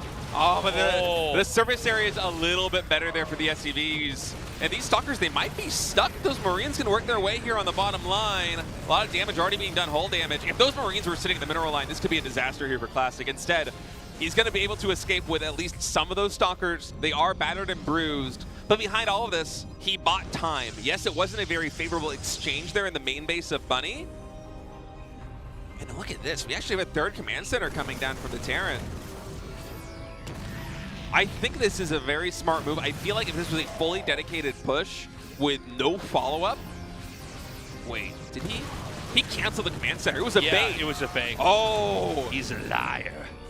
This is tricky though, man. Storm is more than halfway done. Charge is complete. The army of Classic, because he powered on 2 bases before going into that 3rd, this is a very scary Protoss army. 8 seconds to Storm Tasteless. I don't know if Bunny's gonna be able to break through this. That is a formidable Protoss force. We have, what, 3, 4 Storms available? Ooh. First one's gonna pop right on the SCVs. Yeah. Ton of damage being done. Oh. So many SCVs and Marines falling. The first stim, there's no combat shields. They have very low HP, even more Storms already. I think we have 1 or 2 more left. Classic just gonna disengage. Bunny, he's already lost the meat shield. Dude, basically I think every SCV's gone. Yeah, I mean, it just, he didn't even get a foothold out here. He just basically sent all his SCVs to get killed and never set up shop outside the guy's base. He's gonna go for a drop. No. Just a little bit too slow. Oh, God. That's just gonna be it, I think, Tasteless. I think we just see Bunny tap out. I mean, this is match point, so he might play it a little bit longer. There's like one Adept up here for some reason. finally an Adept versus a tank. Who wins this? Oh. All right, well, I mean, Bunny, I guess he's going to stay in here for a little bit longer, but I think the counterattack could just be overwhelming. I think he basically needs to wait for another Zealot charge. Good to go, and then just push it. He's got Psystorm, Guardian Shield's up. There's one tank, soon to be no tanks. This is going to be GG. Wow. Classic with a 2-base power move, able to deflect that push. This is why when I saw the command center get thrown down for Bunny, I'm like, oh, this is smart. That push is not going to work. And then he cancels it, and I'm like, uh-oh. Well, Classic is going to go on to the winner's match, playing extremely well. I like that first game for Bunny. You know, one of the problems is if you have to rely on a timing push, and that's maybe the way you're looking at the only way that you can win that matchup, it's a little bit easier for the other guy, right? It's like when you play somebody who cheeses all the time or alls in all the time, you're like, okay, I'm just like going to be really careful. And you know it's coming. When's it going to come? Here it is. Boom, I've stopped it. Hero and Bunny, by the way, will be facing off in the losers match here today. Hero, the previous season GSL champion, could be knocked out. It's going to be tough. Zoun versus Classic is coming up next. We're going to have a little break, guys, and then we'll go to that best of 3. We'll be right back.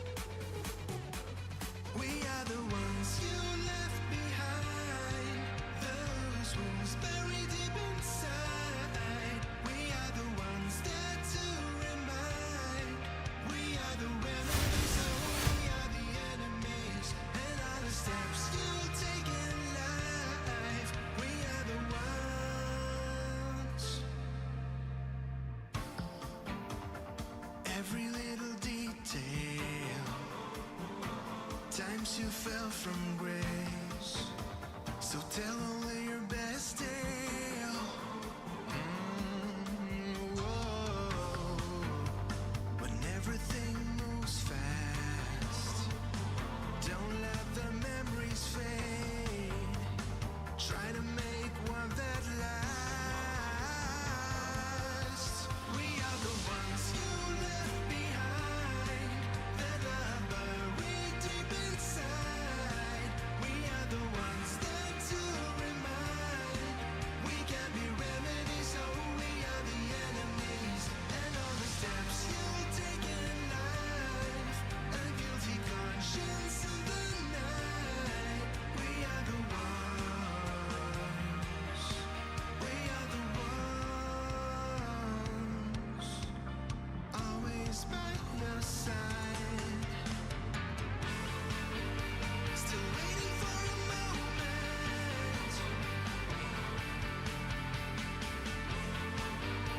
And dreaming of a better day.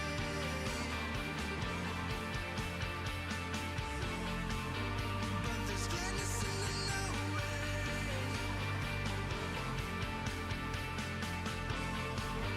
That my memories will never fade.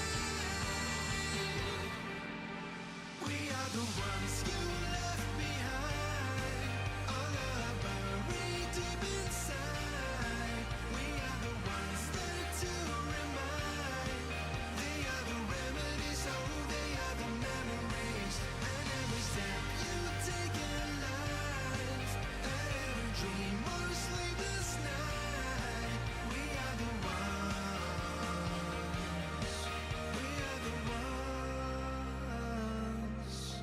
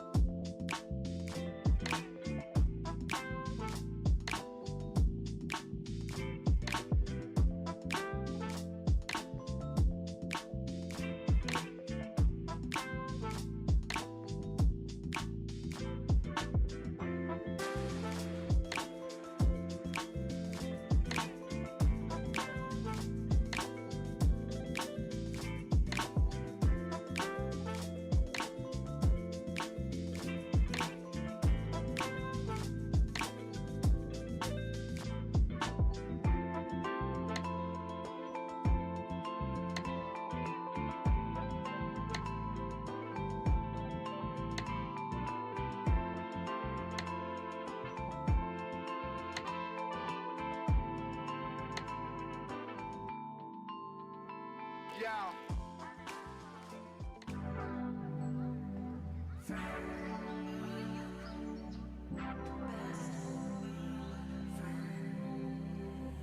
think in my style, write it down, make it work, wow, figure it out. Cause right now, it's just your smile that's taking me out. I'm stuck in when you're not around.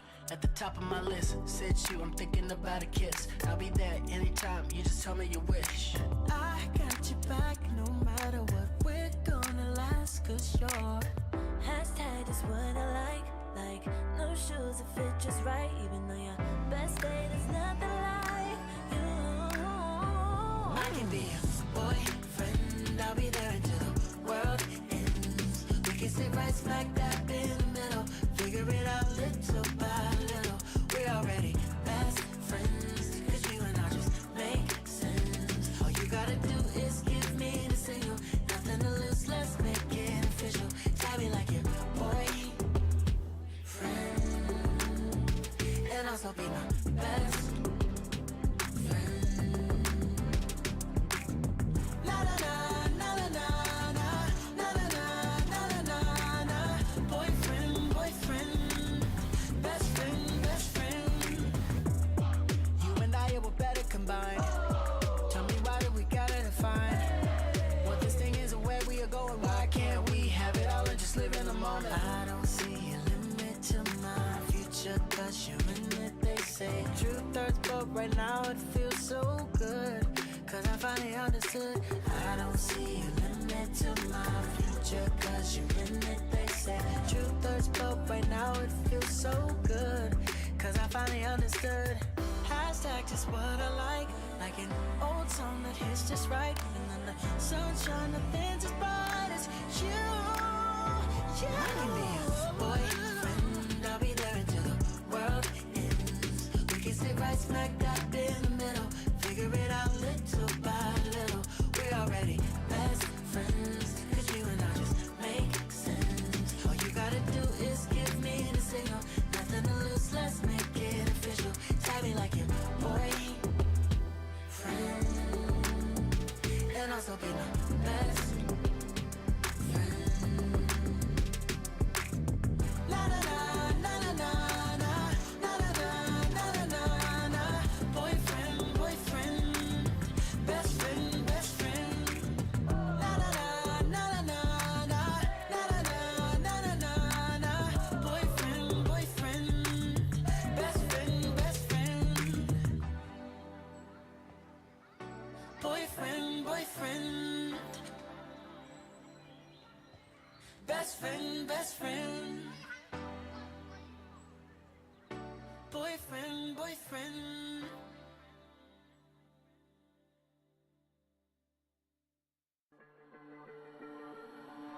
Another day here, headphones on with the same 3 songs from the past year.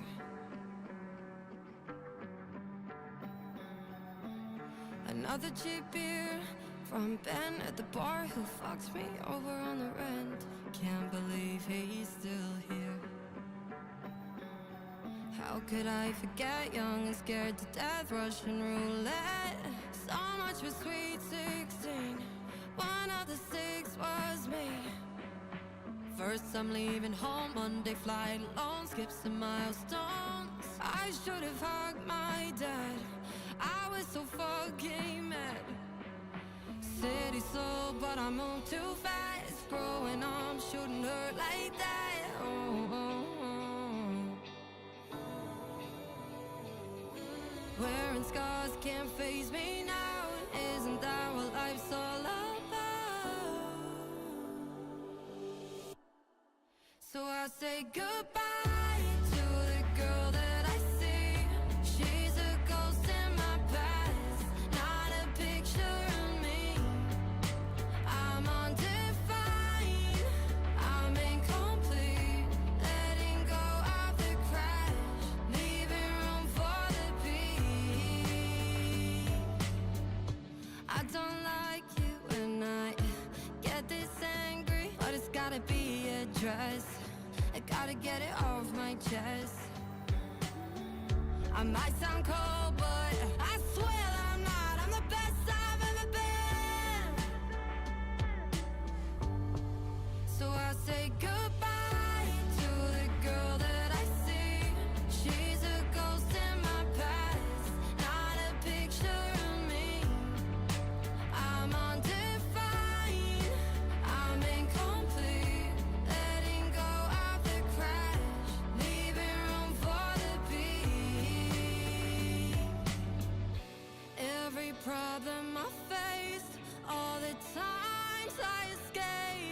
body pleading for change, and it's the craziest thing. I do it again. So I say goodbye to the girl that I see. She's a ghost in my past, not a picture of me. I'm undefined, I'm incomplete. Letting go of the crash, leaving room for the peace. Sometimes I feel like it hit me last night before, but yeah, that goes away. What? It comes back and it goes away.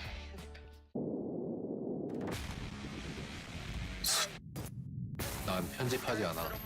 그게 진짜 나니까. 새로운 도전과 색다른 재미, 함께하는 즐거움까지. 여기 숲에서 끝없이 스트리밍 중. 라이브 스트리밍을 넘어 라이프 스트리밍이 되다. 숲.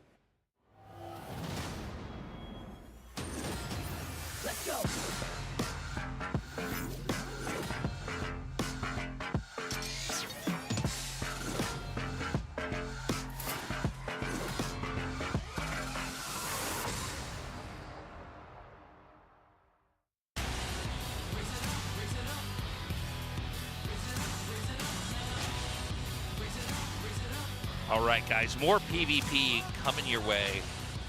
This is going to be a good one, too. Classic versus Zoun. Kind of crazy. Hero's in the losers match right now. He'll be facing off against Bunny. I think Bunny might just be dead. I just don't see a way that he can navigate out of this phase that is TVP right now. I think he's just too... I don't know. You know what I mean? Even like looking at that best of three back there, he basically did what he did in Game 1 and Game 3 exactly. You know what I mean? Which just tells me he doesn't have a whole lot of ideas at play here. Anyways, good luck to Bunny. Now this is about who is going to be going up against Gumiho, right? I think Gumiho so. Got second, so yeah. Yeah, so then this would be either Zoun or Classic fighting Gumiho. And yeah, this is going to be cool too. I don't mean to get too far ahead of myself here in the tournament, but like, honestly, I think maybe Gumiho has some kind of answer for TVP right now. He's got such a different approach. Gumiho, I feel like, has been more impressive than I have ever seen, and he's always been a great player. He sounded very confident too. Like if I remember correctly from the interview that he had after he qualified for the round of 4, he said that he was actually hoping to get a Protoss. Like, he did not mind. He thought if he got a Protoss opponent, he'd be going to the finals. So yeah, I like it. I think no matter who advances first between Zoun and Classic, it's going to be a fantastic round of 4 matchup. Let's get this series underway and decide who it's going to be. Zoun versus Classic, map 1. Let's go.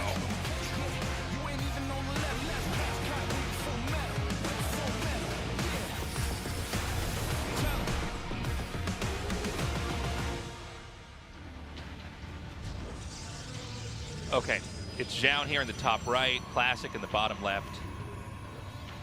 Worth noting, by the way, I feel we never talk about the map vetoes, but Zoun, if I'm not mistaken, I think he vetoed both Ultra Love and I want to say Torches, which are the high ground expansion maps. Yeah. Which usually seems like the kind of thing that Zoun would like because he tends to play more of a reactive style in PvP.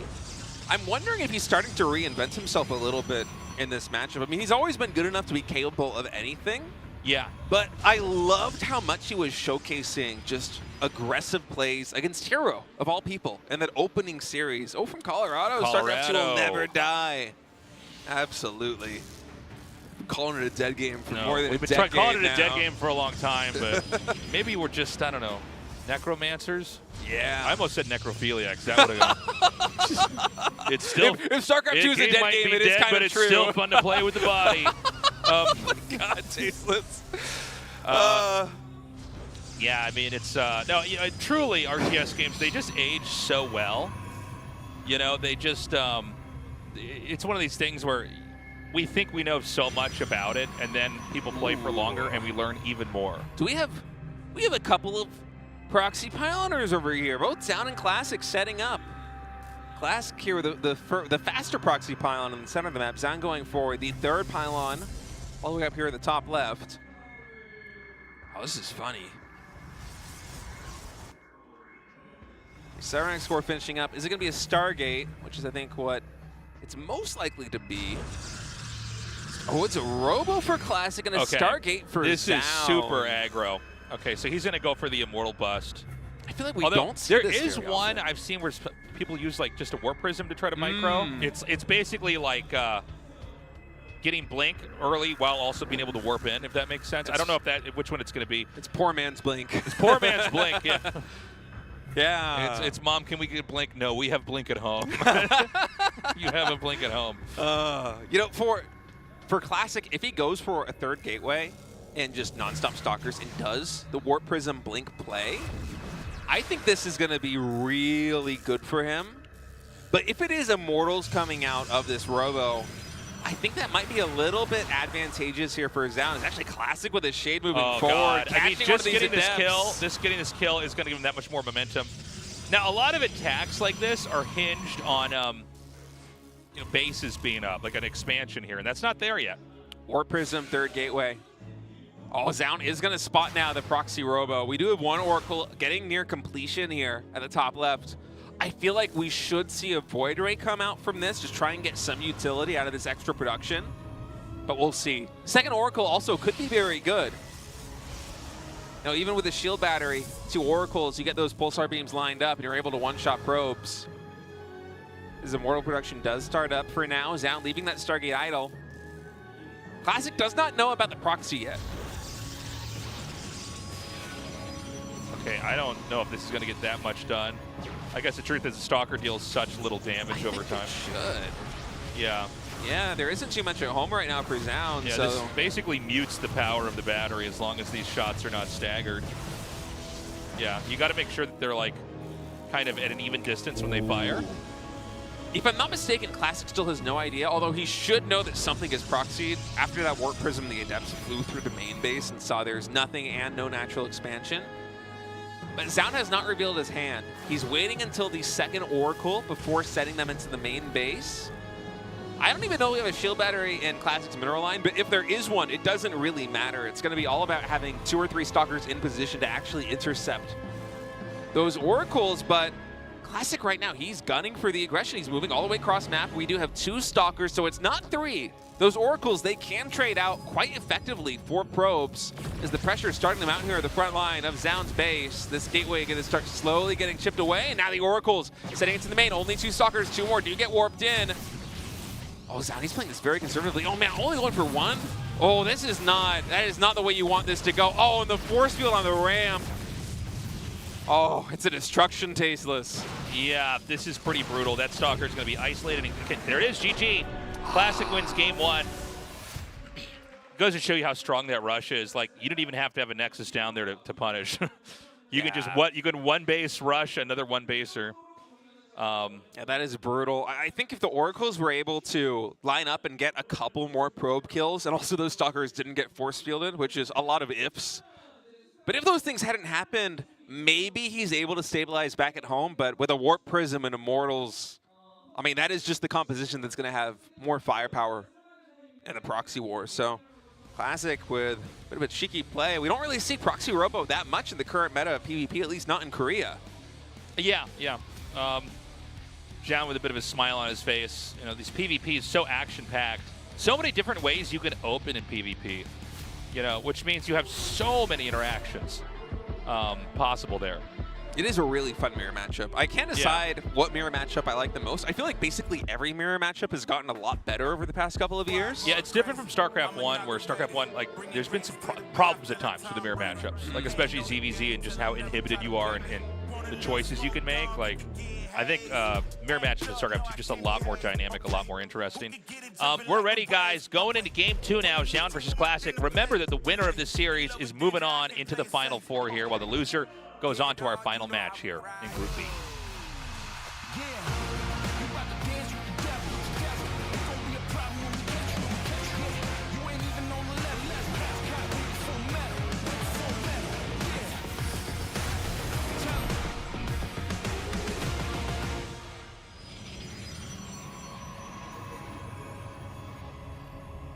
Okay.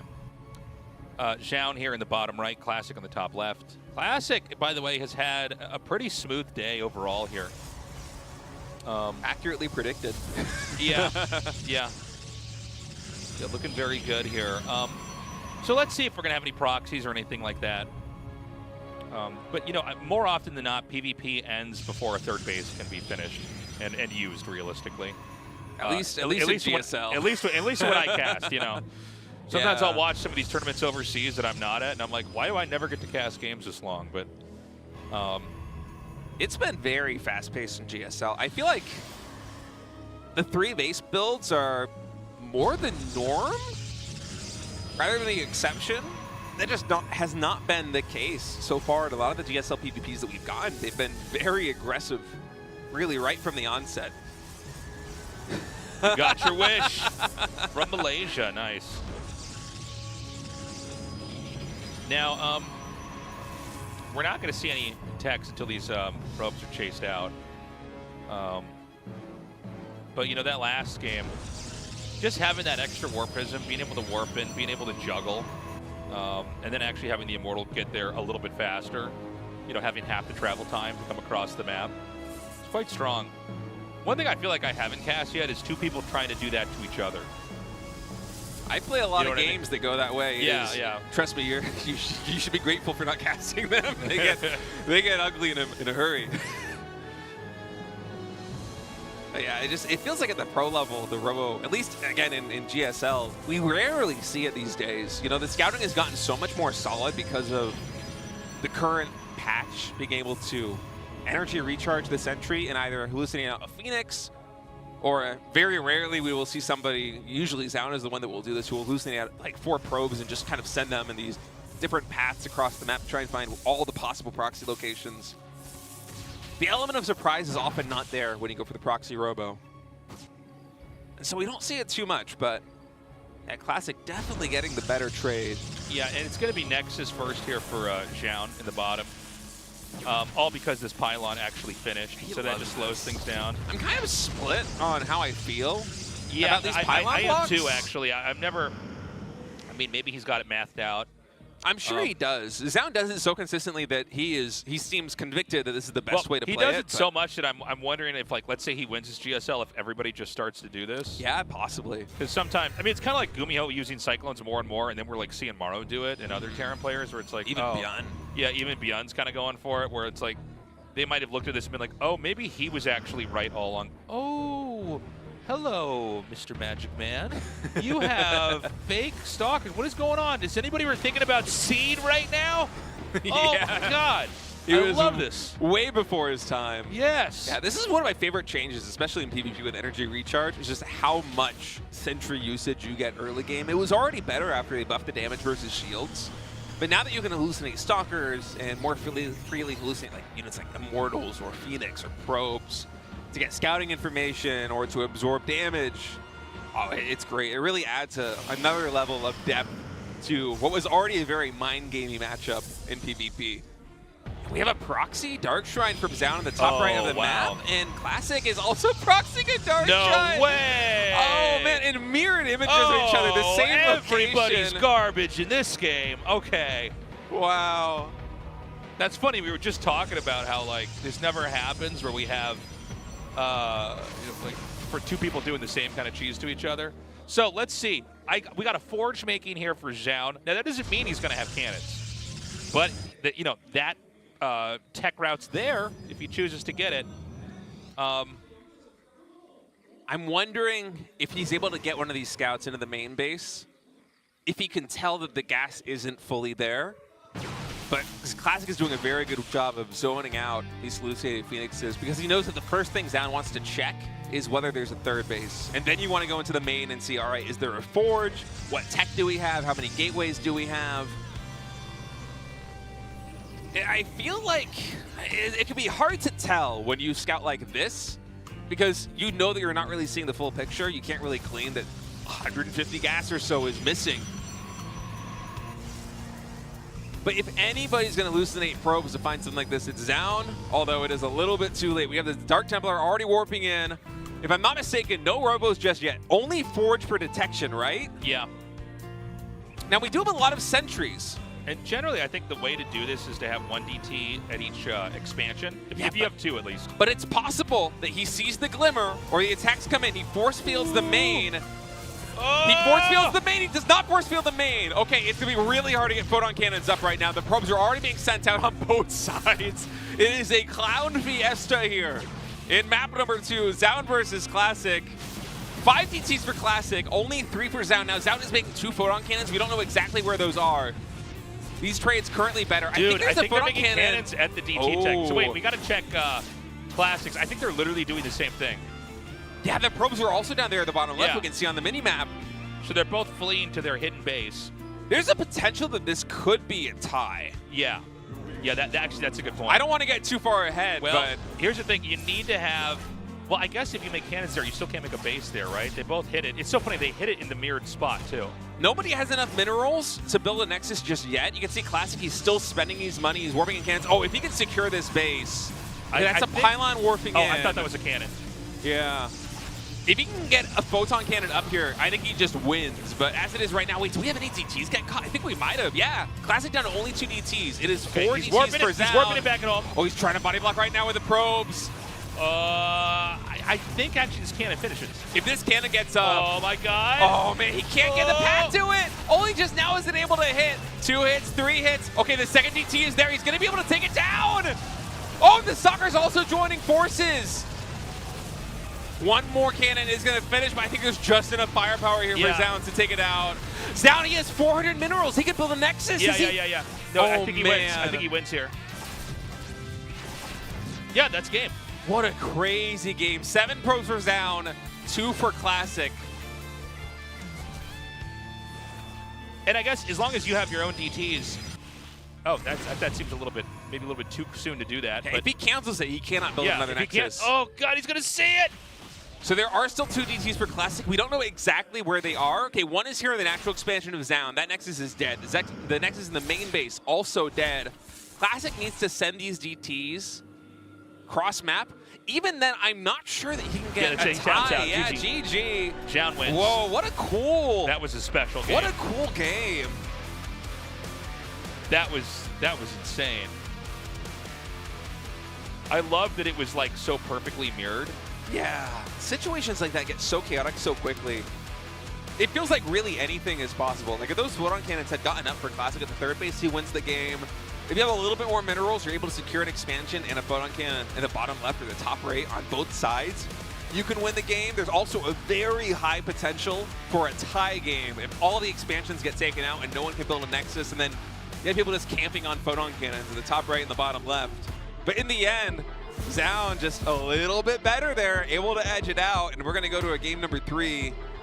It's kind of funny, too, because it feels like in a blink of an eye, we're about to send a player to the round of 4, but every series has gone to map 3 so far, too. Yeah, I mean, we're extracting as many games as possible so far today. It's just that things are so action-packed and fast here. It's kind of wild. All right, we're going to go on to this final map here. Pylon, Zoun Classic tied up 1-1. Let's see who's going to win this best of 3 and move on into the round of 4.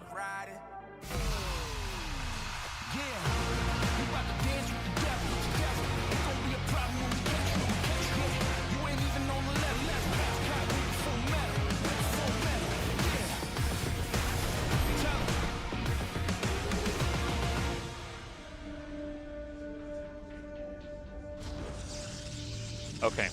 We got Classic here in the top left, Zoun in the bottom right. I think this was the map that Zoun cannon rushed on, right? It might not be. I'm having a hard time remembering, but I'm wondering if that's something he's going to bring out again in this series. It'd be so funny if he did. Nah, he wins on both sides.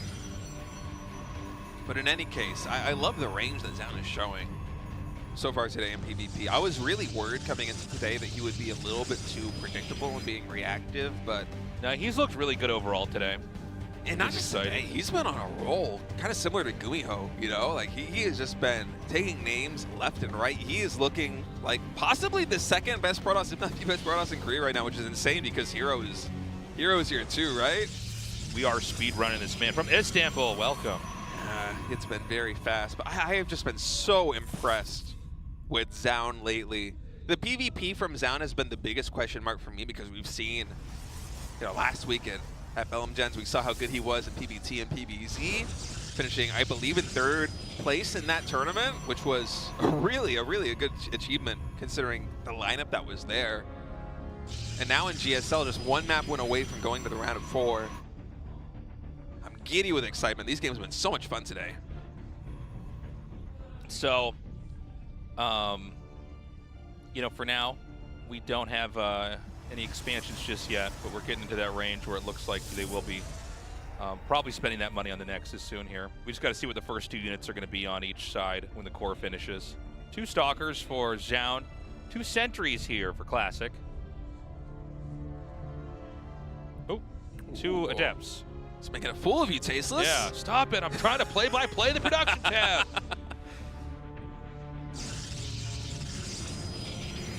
We'll see if there's going to be any tech behind this. I feel like it's most likely it's going to be like Sentries coming in from Zoun and expansion behind it, but actually no, 3rd Stalker. He's supply blocked a little bit, so we don't know what the 4th unit is. Okay, it's another Stalker. And there is some room for him to get aggressive with this if he decides to move cross map right away. 4 Stalker opening with a Stargate. Is that Stargate? I'm trying to watch the minimap. I don't believe it's proxied. I think it's actually in the main base by the Nexus. So Zoun now able to catch these Adepts, can do maybe a little bit of hull damage here on one of them. And the fact that Classic back at home is going into Sentries and only just now warping in this shield battery, Zoun at the very least can start to work down on the energy, if not cancel the shield battery outright. So and he's proxying, so he's one-basing this Tasteless. Yeah, this is a nasty little proxy pylon here. So he's putting the pressure on. I would love to see him just keep poking in. Just keep I'm sorry, draining the is energy. there a proxy pylon at the bottom too? No, there's not. There's just a probe there, I think. Yeah, it's the Adepts maybe. Okay. Okay, that shield battery is finishing and there is still no Nexus. So right now for Classic, alarm bells should be ringing. Yeah, he should know, like, oh, this is going to be decided right now. And this is a very simple rush, but it's very strong. It's going to have a 3rd gateway proxied here, so he can warp in faster and warp in more, ideally. The thing that will save Classic is an Immortal. And the Robo is like 80% done right now. Yeah, but let's not forget, Tasteless, there is also an Oracle on the map. This is not just 3-gate pressure. Right. I don't know if we have a shield battery in the main base. Okay, Classic, he is anticipating something like this. The 2 Stalkers are there in the main right now, but with so much pressure on the front line. Okay, the force field's excellent from Classic. Isolating 3 Stalkers. The Oracle is now beelining into the main mineral line. There is no shield battery. He's going to take the first probe there, but he needs to do a lot more damage than that because there is a natural expansion with a ton of probes already for Classic. Yeah, this pylon is the Achilles heel, by the way, because if he can stop the Immortal from coming out, he could win the game that way. He's trying to save it right now, and he's got the Guardian Shield out, and I think he just won this game. Wow. Beautifully done by Classic. Oh my God, that was sick. Yeah, trying to take down a pylon with 2 shield batteries like that is ambitious for Zoun. Yeah. I mean, he's doing work for the Oracle, but losing the entire frontline army. Yeah, Classic. He will probably tap out here. This is not a game you just try to play from behind. He's going to try maybe one more warp in, but I mean, an Immortal's out. I don't even know if that he needs a second Immortal. He has a little bit more eco right now with 24 probes to the 20 of Classic, but that is not going to last very long.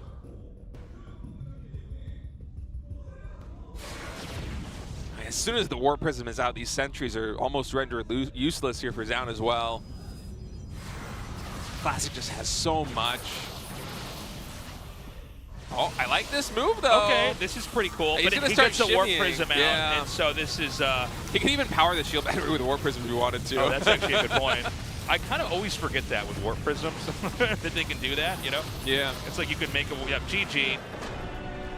Great series, man. What a great night so far. Classic, very happy with that game. Nail biter there at the end with everything kind of trying to focus down the pylon. Remind me a little bit of Hero versus Cure, you know, kind of shades of the same moment. If that pylon goes down, maybe a little bit of a different story, but with 2 shield batteries, Classic was just able to hold down the fort, and he's going to be the first player advancing from Group B, I believe, to face Gumiho in the round of 4 on Finals Sunday here at GSL. And as for Zoun, it's not over yet. he still has that final match where he will be waiting to face the winner of Bunny versus Hero. But for now, let's hear what Classic has to say. First player advancing. 김도우 선수 정말 축하드립니다. 지난 시즌 이어서 이번 시즌까지 Well, congratulations, Classic. 올라간 소감 부탁드립니다. You're a back-to-back semifinalist here in the GSL. How are you feeling? 좀 그렇게까지 풀프전에 자신이 있진 않았는데 이렇게 4강에 진출하게 Honestly, coming in today, I wasn't feeling really confident in PvP, and so I'm very happy. I'm feeling relieved to make it to the semifinals. I did a lot of preparation. 다른 선수들은 이제 EWC 시드 받고 좀 편하게 한다. I'm honestly feeling kind of desperate here in this season. 되게 열심히 했고 오늘 이렇게 4강에 가게 되어서 너무 기쁘네요. 네, 오늘 I've already secured my spot in the EWC, so not everything is on the line, but GSL means so much to me that I really wanted to make it to the round of 4 again. 세 번째 세트 대결도 거기서 기가 막히게 수정탑이 좀 깨지지 않으면서 Well, today you showcased some really stunning defensive play. Even that pylon staying alive there in the final game, we weren't sure it was going to be taken down or not. 경험이 있다 보니까 상대가 좀 뭐 할지 예상이 가거든요. A lot of your performances lately, you've been showing some resilient defense. 승리를 할 수 있었던 것 Tell us about that Classic. 반대로 박한솔과의 최종전 2세트는 예상이 안 Well, you know, 되는 it's been working really well for me in Classic, in practice, these defensive plays, and 이제 봤는데 상대가 so I'm just leaning a little bit more into the style. 아무것도 없어가지고 너무 맛있어 보여서 제가 아 그냥 쉽게 올라가겠구나. I believe they're talking about the Dark Shrine now, and Classic's like, yeah, well, when I scouted my opponent's base, I was thinking, you know, there's no tech. It looks like Zoun's actually kind of in a weak position, and then the DTs came in. It was a bit of a gut punch for me. 김준우 만났다면 좀 어땠을까요? 굉장히 힘들었을 것 같은데 승자주에 한 소리가 올라와가지고 너무 꿀이어가지고. Well, how are you feeling? 네, 알겠습니다. Oh, if you would face a Hero as your first opponent in this group, do you think you still would have been able to make it to the semifinals? And he said, yeah, you know, the fact that Zoun was able to beat Hero, I was a little bit relieved. Zoun is still a very good opponent, but I think it made my path a little bit easier there into the round of 4. 그래서 4강에서도 쉽지 않을 것 같고. 근데 뭐 간절한 만큼 저도 좀 우승을 오랜만에 하고 싶어가지고 간절한 마음으로 같이. And Classic's talking about, well, you know, there's a lot of people that are feeling like a lot is on the line right now. Like Bunny, he's trying to vie for his EWC spot, and also, you know, for me, I just want to make it to the round of 4. So not only are my opponents desperate, but I'm also feeling like so much is riding on my performance here. 생각할 게 많아서 좀 머리 아픈 것 같아요. You know, recently in PBT also, Terran players have been going for very aggressive plays. It's quite difficult to defend some of the pushes they can do, but I've been able to find some ways to pave my way towards success. And now Classic, of course, thank the fans for showing in, everybody online for tuning in and supporting him.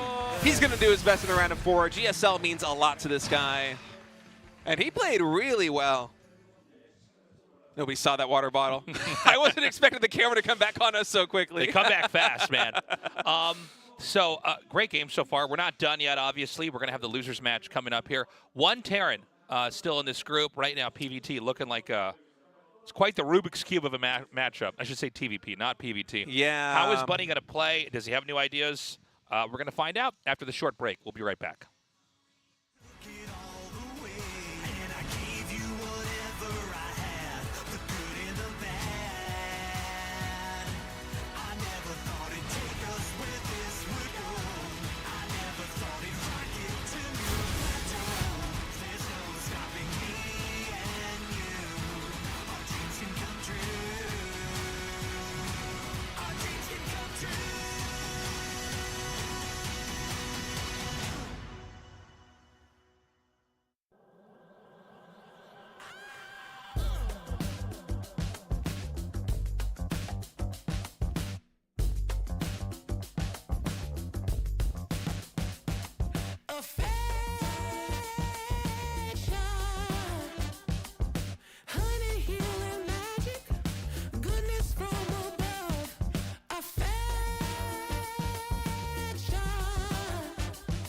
Gotta give it away, give it away, give it away to the ones you love.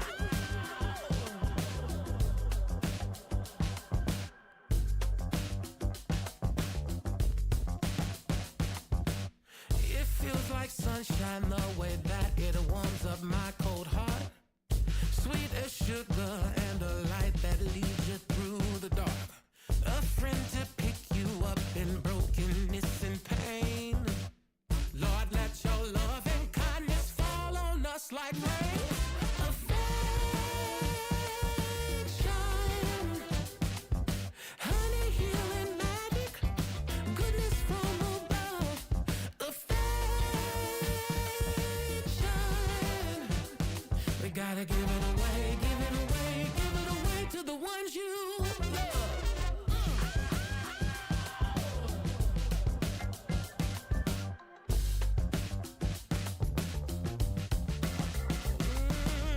Where would the world be if we offered this gift freely?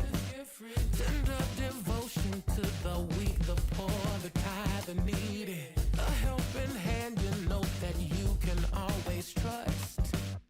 Lord, let your love and kindness grow in each of us. Affection, honey, healing magic, goodness from above. Affection, we gotta give it away, give it away, give it away to the ones you love.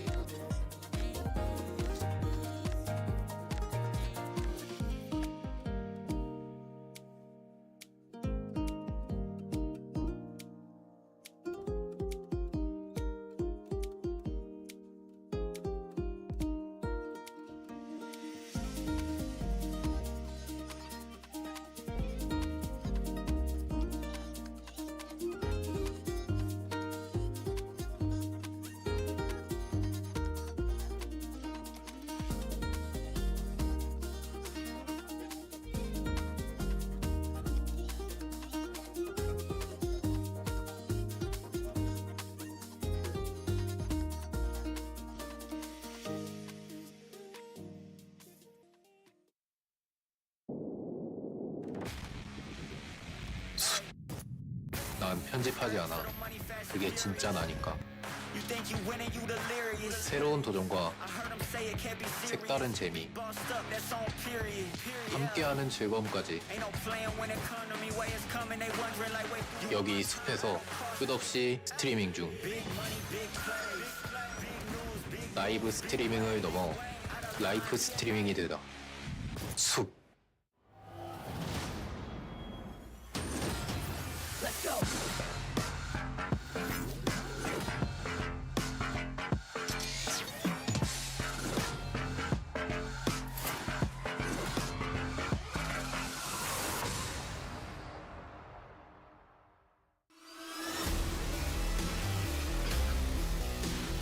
Welcome back, everybody. Time for some PVTs. Bunny can pull this off. It's going to be all PVTs from here on out. But, you know, one of the things that's just so beautiful about StarCraft is how different each of the matchups are. And then, you know, they make a patch, they change a couple of numbers inside the game, or change a couple of unit abilities, and suddenly it's like all of the matchups are new again, you know? But, you know, the more I cast this match, the more I'm perplexed as to how exactly a Terran takes down a Protoss once they get to that, like, behemoth size. Once they get big enough, it just seems like it's a real headache to try to take them on. And Bunny's kind of, I mean, he definitely kind of played into the narrative that we had about him and about the matchup in general. I guess more the matchup in general than even him. But yeah, it seems like Terran needed to figure out some way to end the game. They got to pull the boys. They got to send the SCVs. Maybe they got a proxy. I don't know. Maybe they have to do some kind of a crazy drop with a push at some point. But basically stop Protoss before they get too big. Protoss is the blob. And, you know, the longer the game goes on, the more tech they have, the more splash damage there is, the more untouchable they become. Yeah, those are my thoughts. Yeah, I'm not sure if it's exactly that black and white, but certainly the prevailing opinion from the Korean Terrans right now seems to be that you need to kill them with a 2-base timing attack. We have not seen very many macro games from TVP. I think Kira's really the only guy who's been busting that out, but let's see what Bunny's going to bring to the table. It's him versus Hero. The winner is going on to the final match here in Group E. The loser is out of the GSL.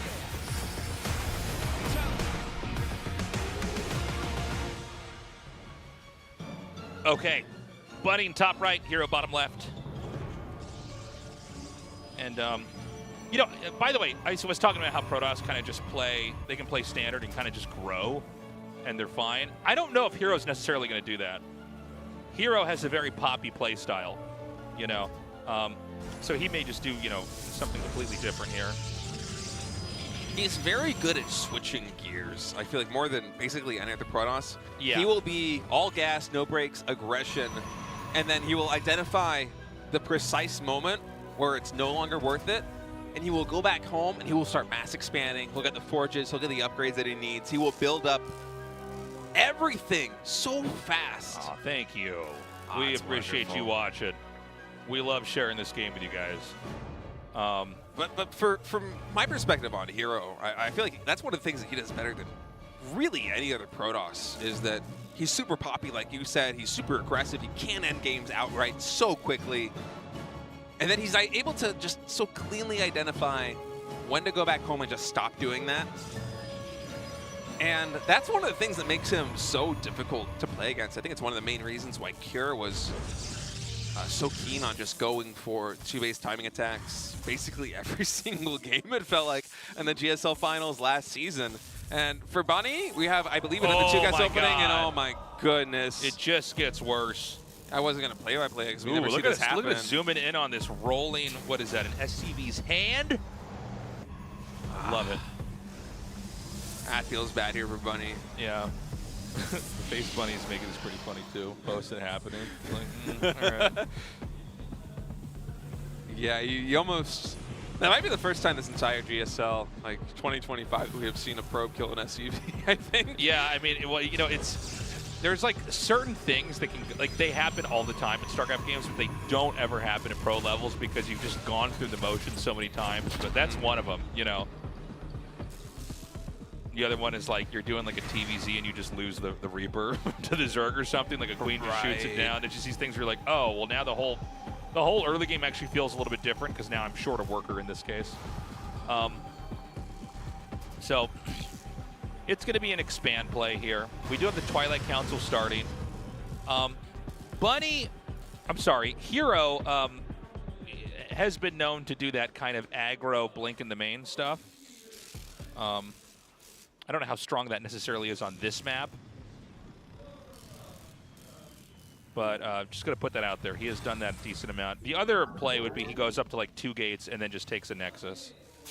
Yeah, by the way, great scout there from Hero with the Hallucinated Phoenix. He identifies this is going to be a Reaper Hellion opening, so the wall-in already starting to get closed off a little bit here at the front of the base. And with the Reaper wall here in the main, I don't think you can actually grenade past this one. So he's just going to start going to work on the pylon. Stalker, of course, will shoot these away. But with a Gateway Shield Battery and the natural expansion, I think he should be fine. Oh, actually, Hellions, look at the minimap right now. I believe Hellions are in the mineral line of Hero. I'm surprised we're not getting a shot of this. Oh, yeah. 2 probes already going down. Somehow, Bunny was able to slip past the defenses there. Takes that 1 probe out. Now the Reaper's also in a little bit of a pickle trying to get out. No shield battery in the main base, so in total we're gonna have 4 probes fall. I feel like, given the way that this went, the fact that it got scouted so early here for Bunny, you're feeling pretty good about trading those Hellions for 4 probes. It's not the ideal scenario by any means, but it's probably more than he was expecting to get given the way this game started out. Okay, the medevac is moving down now. And he's going to try to do this Widow Mine drop over here. Oh, wow. 2 of the Reapers actually died during all that, too. Yeah. This has been a pretty bumpy game here for Bunny, honestly. I think he's going to try to use the Reaper to draw him in. No, never mind. He's going to load that in. No, he's not going to do that either. Maybe I should just stop trying to predict things. Medevac's going to come in here now. And he's going to get the first unload. Oh, that was so ballsy. Wow, nice micro by Hero in the last moment. Only 1 probe going down. And pretty perfectly handled there. Nice pickup, by the way, for Bunny. And he's going to park that, over in the bottom left. And we don't have a 3rd command center. So we have a Raven that just popped out. We are getting an eBay. Yeah. When I see an eBay, excuse me, you know, obviously you think upgrades, unless he's going to make turrets or something with it. So maybe he's not going to do this push right away. Yeah, this might be a slower build up towards a push. Yeah. Well, I mean, the reality, too, is that Bunny probably can't just do what he did in Game 1 and Game 3 here again, right? Like, you're going to have some kind of range. But, you know, the Raven is one of the best things to kind of aid in a push. You know, you can get the armor debuff, you can throw down auto turrets, sometimes disable is a great play. It does seem like Hero's anticipating a push, by the way. Yeah. Going for the Robo Bay first, really fast charge. Oh, I love this blink. Able to one-shot just 1 SCV. Takes a little bit of hull damage on 1 Stalker and then is able to skirt right around the splash. You can see him testing the water. This is like a lot of work, by the way, to make this, to even just do this. Warp Prism's really low on HP. Oh! Man. That's dangerous. When the Warp Prism gets that low, I'm always like, should you just make another one? Or do you just like, do you just play with that damaged Warp Prism and hope it doesn't die? At my skill level, when I have 1 Warp Prism full HP, I'm still making a 2nd Warp Prism. Yeah. I'm like, you know what?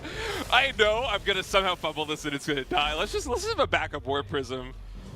But yeah, I do like that idea. I think in this situation for Hero, just keep chrono boosting out the Colossus. I mean, the really fast Robo Bay, the 4 gateways in charge before taking the 3rd base. Hero will be well equipped to deal with the push, and so I like Bunny going for the 3rd command center. I don't think this is going to be a cancel. I feel like he's actually going to try and play for a macro game behind the pressure of this. Medevac almost going down. Okay, I didn't know he was actually going to push. Is he faking this? I think there is a window for him to get pressure done, actual damage done, but this is not an all-in. I just thought if he was going to do this, he should keep the Raven to disable the Colossus. Right? Like, I mean, killing workers is great, but, you know, if you can actually shut that Colossus down. I think he didn't even research interference matrix. It's grayed out on the bottom right of the screen. Okay. No, yeah, you're right. I just, like, decided he had that. It's almost like we see it get researched basically every time there's a Raven, right? So it's a natural thing to assume. Forge coming down here. Protoss just continuing to be in development.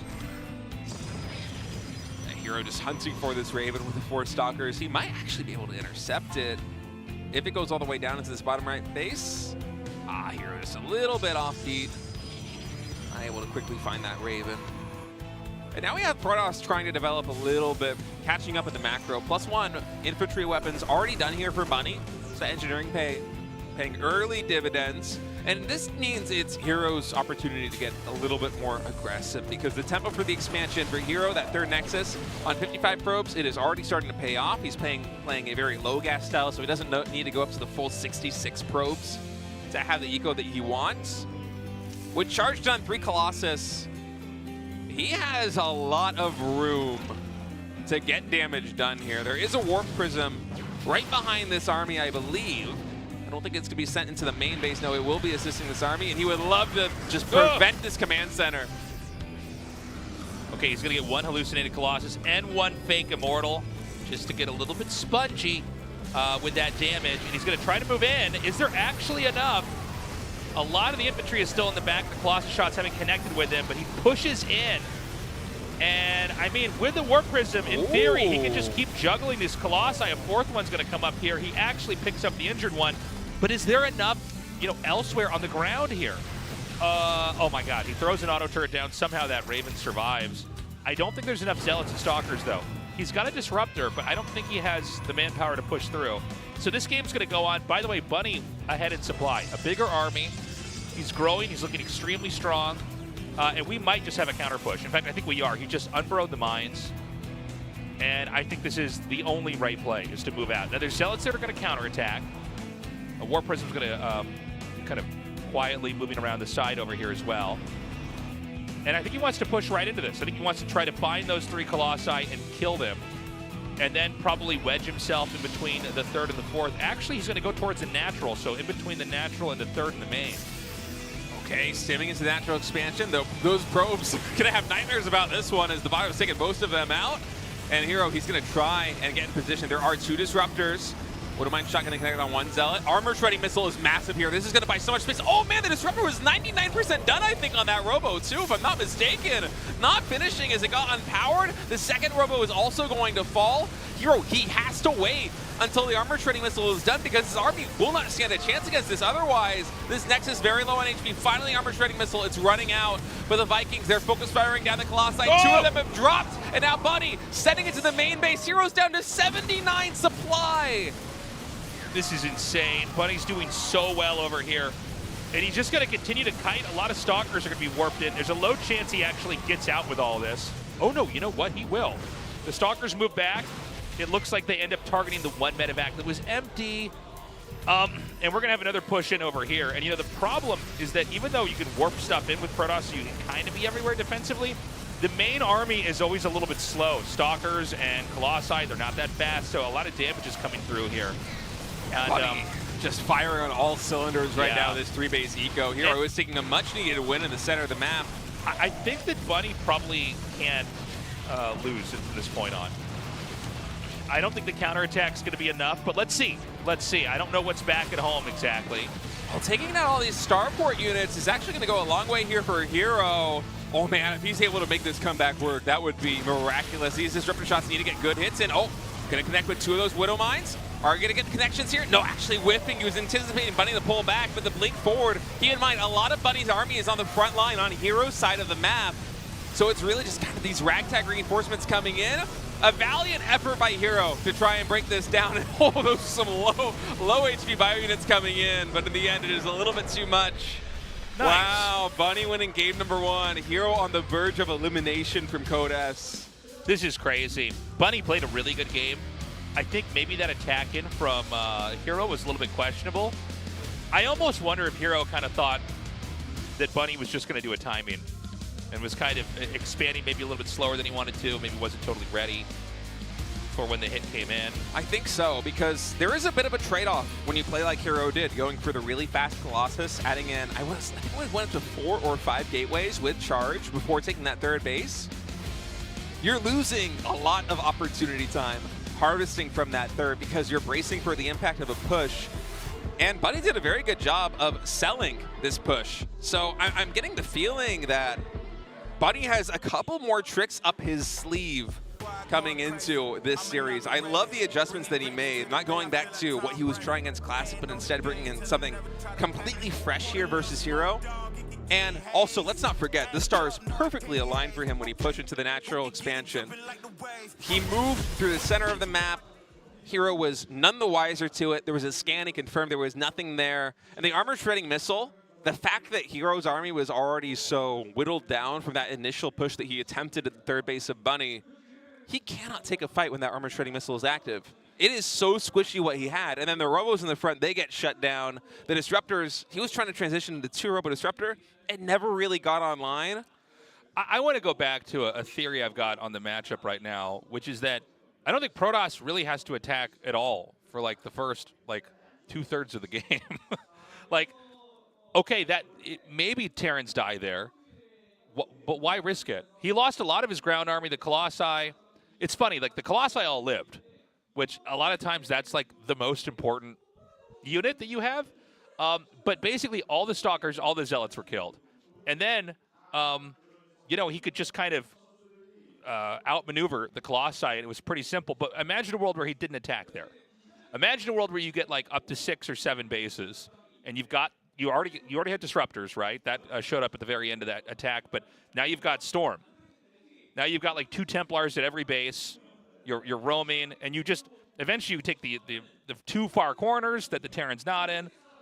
The games that we see where like Protoss seem to be impossible, those are those kind of games. So I question Hero trying to go in there and attack, and maybe he's not sure why he attacked in there either. But I think maybe like full-on turtle disengage is the way to win, because that gave Bunny the manpower to then really have a strong push.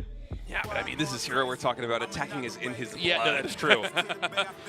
All right, we're going to go to Torches for map number 2. Hero, the reigning GSL champ on the verge of elimination here. Can Bunny bring it home, or Hero bring us to a map number 3? Let's go to Torches and find out.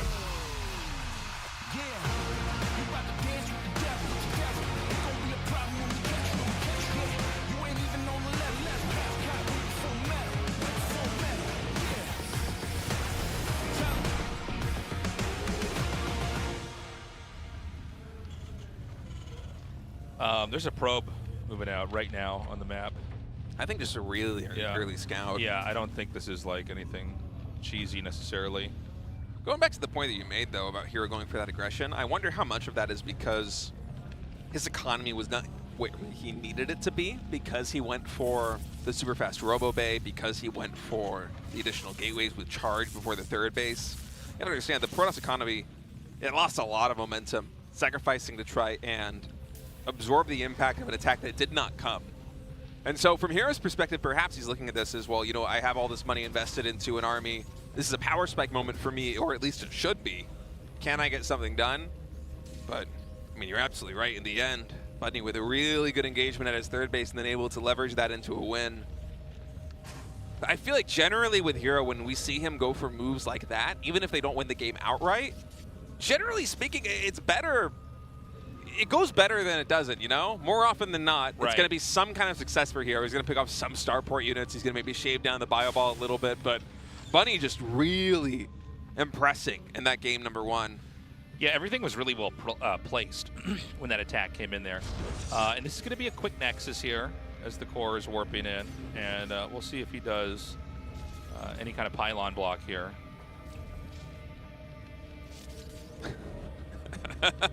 Hero's so annoying with these probes. Yeah. Yeah, just delaying that as much as possible. One more thing that I really liked, which Bunny did in the previous game, but we didn't get a chance to talk about, was he never stopped the Widowmine production, or if he did, it was just for a moment.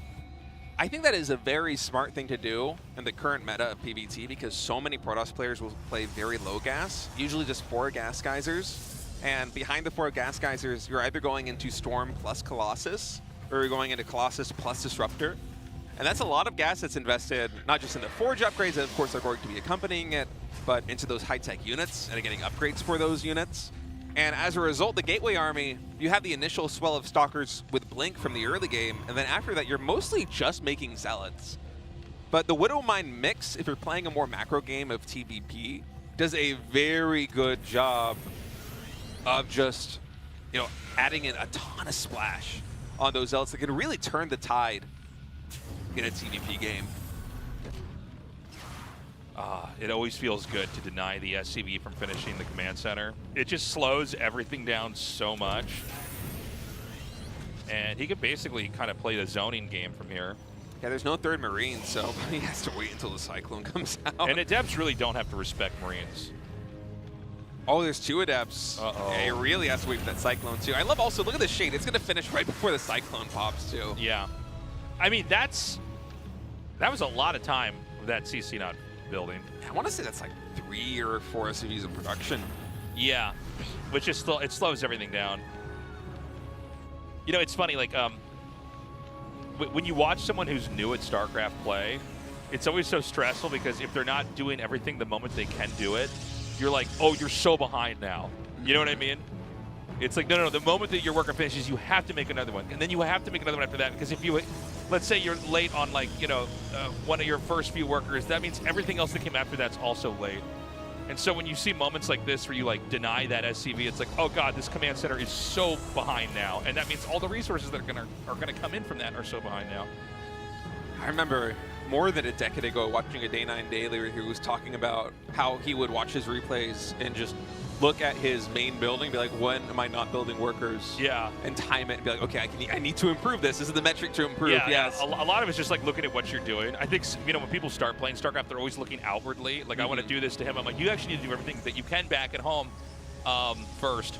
So we've got a Widow Mine here. And, I mean, perfect denial here. It looks like he's going to get more than... Oh, never mind. He actually only got one. I thought he was going to get at least two there. Wow. Okay, that's pretty sick. I mean, that went about as well as it could have for Hero. And 2 SCVs fell behind this to the Adepts. Yeah, that's magnificent for Hero. So he's going to go for a Warp Prism before third base. So I think he wants to basically, start to harass over here. Probably blink up into the main. We need to see the 3 tanks kind of connected, like one on the low ground, one on the high ground, one kind of deep in the main. Ooh, probe cut and 2 more pylons getting warped in, Tasteless. I think we're going to have a lot more warp-ins here on the front line. So we were talking about this beforehand, and like, yeah, I mean, Hero is a really, really aggro player, so he doesn't have to play that, passive style that I guess we would associate more with like Classic as an example. All right, blink forward, going to take down this first siege tank really quickly. I love the shuffling with the Stalkers here in the Warp Prism. No Stalkers are falling just yet. Even that Cyclone lock-on getting denied. You can break the lock-on with the Warp Prism, lifting them up. The second siege tank going to have to move down to the ramp. Command center already half HP. Blink back. Oh, the micro here, fantastic for Hero. The first Stalker has fallen, but so much damage done to the Protoss army already. Another Stalker dodging the Cyclone shots. We're waiting for that second take to come onto the field. Meanwhile, behind this, you're adding in charge. 2 more gateways, the third Nexus. There still is a probe cut. Oh, 1 blink forward to absorb the impact of the siege tank shot, and then microing everything else, shuffling with a Warp Prism. This is a lot of damage to Bunny already. The siege tank shot's been completely slowed down. These Marines deep in the red. Workers are falling. Yeah, I think he needs another warping round. By the way, this is what happens when you don't have a bunker. I mean, the Stalkers can get so much more done. He's going to snipe that tank. Oh my God, it's alive. That's insane to me. I can't believe that. Is he just, okay, he's going to, oh, but the repairs coming in means it takes a couple more shots. Marine's going to get some good damage now. SE is also getting pulled. He's going for the Warp Prism. That's going to be a lot of micro potential down the drain.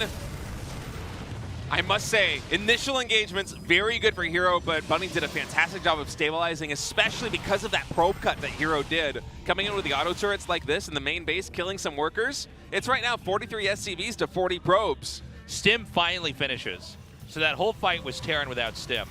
Command center very low. Right now, Bunny not even going to repair it. He just needs to mine as much as he possibly can. The medevac gets spotted, and I think this gets away, right? Oh, okay, I was going to say, is Boost still on cooldown because that could have been very deadly, but no, instead it just finished. Oh, Can he get the intercept? He needs to get the intercept. I think he's going to get it. Oh, he misses it. He has an observer. He has a Warp Prism too. He's got double view on the high grounds. That is going down. Man, this early game feels like a roller coaster right now. It's crazy, man. Okay, so the Forge is warping in now. It's a late third base, dude. It's a really, really slow third base. I mean, ideally, Hero would have just killed him there. He would have just come in. The fact that tank, it was like 1 shot away from being killed, and then it got repaired, and then the Warp Prism was shut down. Oh, hold on. He's going to come back in again.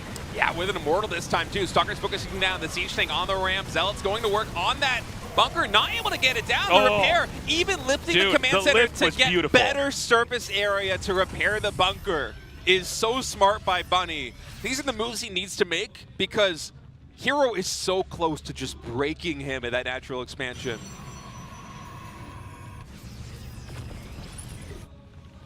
Oh my God. These Stalkers just keep getting value catches. He's having world-class intercepts here. The problem is whenever you attack in and you don't finish off the Terran, it's always a better exchange. That liftoff was so sexy. Just getting right under there and repairing that bunker. And Charge Lot's now going into the main base. Not too many minerals in the bank right now for Hero, so he can't do a big warp in. Instead, just going to try and retreat with these units back into the corner. I don't think there's enough gateway units on the front door to take advantage of this bio being in the back. And so Hero, he's just going to peel all the way back home, Colossus tech is coming in. Robe about done. +1 ground weapons, nearing completion too. Just a touch behind infantry weapons here. Actually, no, I thought it was way further along. It's only halfway done, Tasteless. That forge is laid. Yeah. I mean, we have barely had Terran on the map for most of this game. It's basically just Bunny on the receiving end of attack after attack after attack. The gold minerals, excuse me, are going to be mined out. So we're going to see a clean third base get set up here as Protoss is taking a fourth. You know, when you go for that Stalker Blink with the Warp Prism, you know, your overall splash is delayed, right? So we have a Colossus coming now. We don't have Psystorm yet. I don't believe there was a Disruptor made. I didn't see one. So yeah, so we don't have that either. So, I mean, right now it's Terran with like a bunch of tier 1 stuff. And we see the Warp Prism coming in here. Now this is going to force Terran to go back. Nice micro. Oh my god, I thought that was going to target the Warp Prism. Oh, nice intercept with those 2 Marines. The Spook was firing down this Warp Prism. Unfortunately, a little bit too speedy. You're going to be going for these SCVs. And by the way, watch the minimap during all of this. So Bunny's pulling a lot back to deal with his Warp Prism. And now Hero, he's going to try and take advantage. Yeah. Will he commit to attacking the third? If this fails, it would be reminiscent of game 1 here. But you know, I'm not so sure he's going to just hyper commit to this. Force fields are available. A lot of Widow Mines on the ground here for Bunny. This is a hard position to attack into. Yeah, some of these Widow Mines may be poorly placed. They're just considering where the army is. I feel like Hero is itching for a fight, just maybe waiting for Thermal Lance to be done. Yeah, Hero seems to want to just end this game. And I mean, yeah, I have to imagine Thermal Lance finishes here like 5 seconds and then he just goes for it, right? I would think so, but I'd much rather him just bait Bunny into a position where he can force field off the army. Just Bunny he's playing this very smart. Oh, I love that. Splitting off one Zealot, mitigating the damage coming in. SCV's getting pulled with a command center lift. We have a lot of force fields available. Those force fields gonna be clutch. None of them coming in though. Instead, Hero prioritizing the Stalkers, blinking onto the right side. That first Colossus very low on HP, but with only 3 Vikings, it's gonna take a long time to go down. I think Hero just broke him. GG. Beautifully done. All right, let's go to game 3. Wow.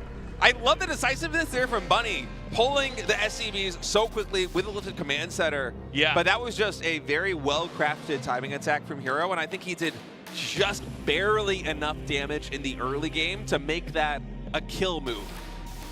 Yeah, you know, Hero has a very different brand of PvT here, coming off of Classics games. And I think in my head, I like the way the Classic plays so much that I'm like, everybody has to do that. Apparently not. You know, Bunny almost died early, by the way, when the Stalkers got in there.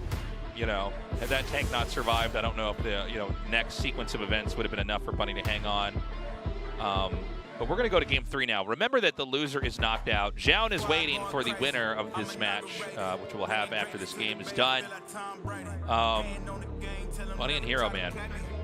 It's been a really interesting series. It's funny how different the PvT looks, by the way. You know, when the opponent changes. I like Hero's brand of PvT. It is just so much fun to watch. I love it, man. Okay, we are loading our game up now, everybody. Get ready.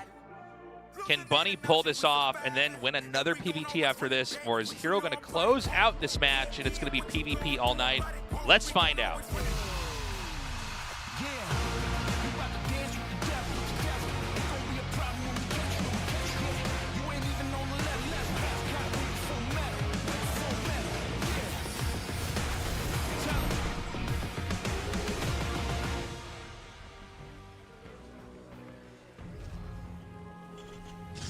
Okay, Hero top left, Bunny bottom right. Interesting that Bunny's bringing a very different brand of TVP. I wonder if this is actually him just kind of knowing the different play styles of the 2 races. You know what I mean? Oh, you mean Classic versus Hero? I mean the way that Bunny's handling this PvT overall. He's doing kind of more of a standard, like I'm just going to get a third base, I'm going to play defensively, I'm going to play kind of slow. Where in the other TVP he had, he was like, I need to end this right now with an all-in. Yeah, I think it's a smart adjustment based on the opponents, right? That's what I was trying to say. I think it's he just knows how Hero plays so well. Because I guess, Hero's so aggro, it doesn't make any sense to try to do a timing attack. You can have that funny moment where you're both just like fighting in the middle of the map on 2 bases, and it's like, well, one of you is wrong. This isn't how the game's supposed to work. Yeah, if you want to be aggressive on Hero early, you need pure level of aggression, which is a notch above what it feels like Bunny's been doing so far today. He's a little bit, it's not a negative thing either. It's just he's a little bit less decisive with the pulling the trigger on like an all-in, for example. The way that Cure did with the SCD pulls just relentlessly in the GSL finals last season. But the brand that Bunny has been playing TVP here against Hero looks a lot stronger than just the timing attacks he was doing versus Classic, in my opinion. I feel like he's really starting to catch a second wind in this series. So for now, we're getting the tech out immediately for Bunny. Wouldn't be shocked if this was like some kind of a Widow Mine drop. This is one of these builds where you put the tech in the front of the priorities, and as the minerals accumulate, you're eventually going to throw a command center down. Unless he's going to do something crazy. But right now, I mean, we're passing 300 minerals. He's going to have enough for a command center and a sec. Yeah, those gases were saturated super quickly. Still, one of the gases, only one SCV mining from them, so it's going to be a pretty well-optimized expansion build here. And immediately putting Tech Lab on this factory. And meanwhile for Hero, no declaration of tech just yet. We're going to wait and see once he hits 100 gas if there will be a Twilight Council or a Robo thrown down. Most likely going to be the Twilight, and indeed it is.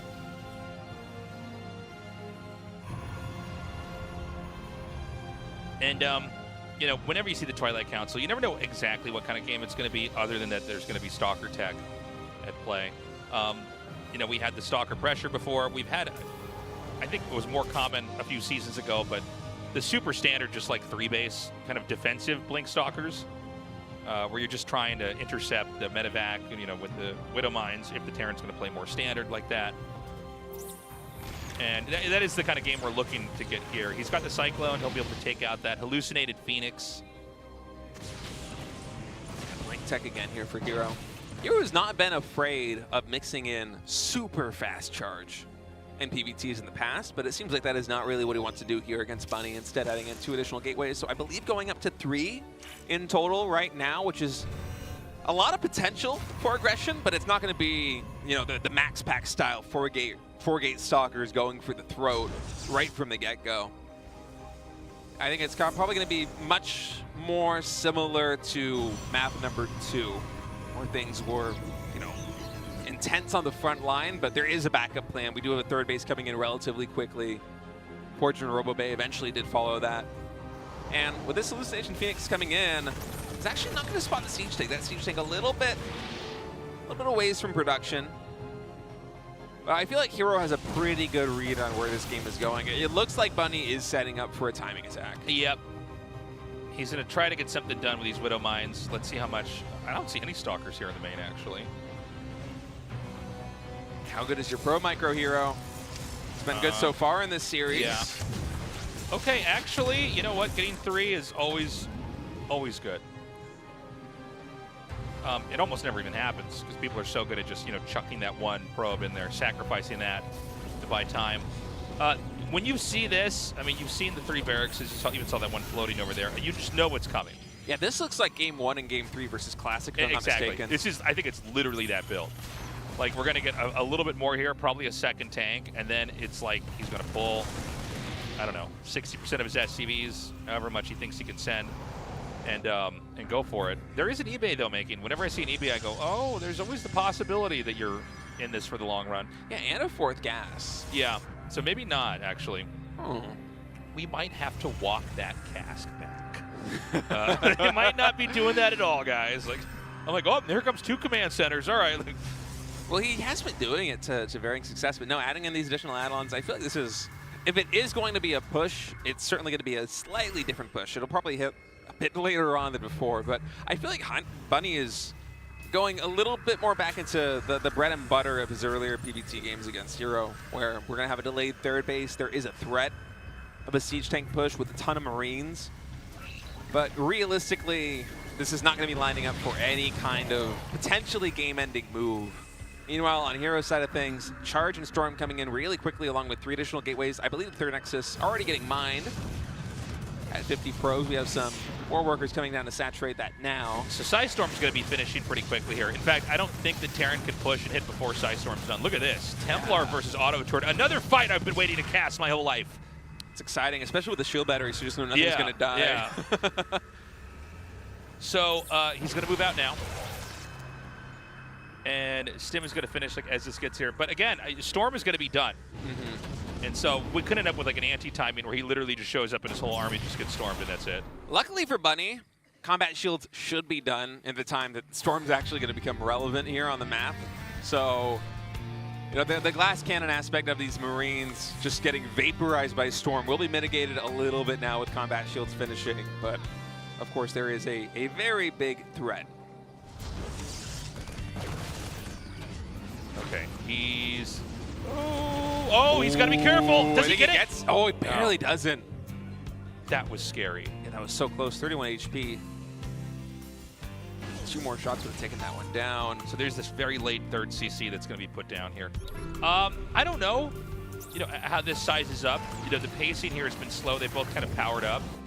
And, you know, Hero does seem to be inclined to just, like, attack the Terran when he takes the late third. I like this development for Bunny, though, going for the delayed third base and just having a lot of army. It's kind of similar to the way that Cure would like to macro in a lot of his games. Where you think about oftentimes Terran players, when they go for these really harassment-focused early game builds, they tend to lose a lot of units by the more auto turrets here in the main base. Actually, oh, it was the Widowmine drop from before, that's right. But Bunny hasn't bled out any units really besides those Widow Mines, which have gotten enough value in terms of idle time and a couple of probe kills that they basically paid for themselves. And so that means that his mid game, even though he's not going to have anything like the huge explosive power of 4 max energy High Templars, which is what Hero's going to have on his side of things, it will be a ton of bio. So if Bunny can find some way to get an engagement with Hero where he's able to sidestep the storms, which is the primary splash damage here for the Protoss, there is going to be so much bio that the Gateway Army will not stand a chance. But it's all going to come down to how that engagement shakes out.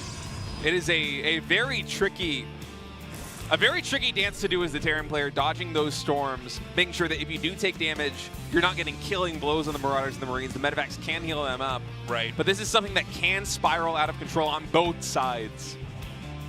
Okay, so we've got the push coming up here. And it looks like he wants to just push straight up, hitting the third. No, hold on a second. He's actually gonna go for like a wedge. But he's turning around. Oh, there's a Zealot counter over here. Double Zealot counter coming in. It's so funny when you see landed Vikings versus Zealots. Just immediately lifting up, like, yeah, USCVs are on your own. Like, if you were trying to kite with Vikings on the ground, it's like. So he is. I mean, look, that was actually really effective from Hero. I mean, he killed like 13 SCVs. And not only is he doing that, he's going to run over here and actually... Ooh, this would be a good target, just this big free command center here. Yeah, and a siege tank. I mean, that just gave map control back to Hero. That was incredibly successful. Okay, he cancels the CC. There's like one tank here. I think he can actually like hold position away from this and just do so much damage. I don't think there's a lot that is fighting here. Bunny's trying to set up for a flank. Bunny seems a little bit disjointed with his army. A little bit. And right now, you can see Hero's going to continue to shark around here. Oh, does Hero have an idea of this? He's going to be pouncing on this army that was trying to set up for a surround. No Ghost on the field, man. Those Templar are so buzzed. You can see this is a really dangerous angle to come in here as Hero. I mean, this arc is insane. Yeah, those Zealots, they got to peel all the way back. Fighting at a choke point like this is very good with the Colossi and the Storm, but this concave is just absurd if you push in from that very narrow passageway. Yeah, I mean, I think he's always better going off in like an angle instead of trying to kind of go right through the middle here. I mean, the more Terran can make an arc, the better. You know, their fight is going to be.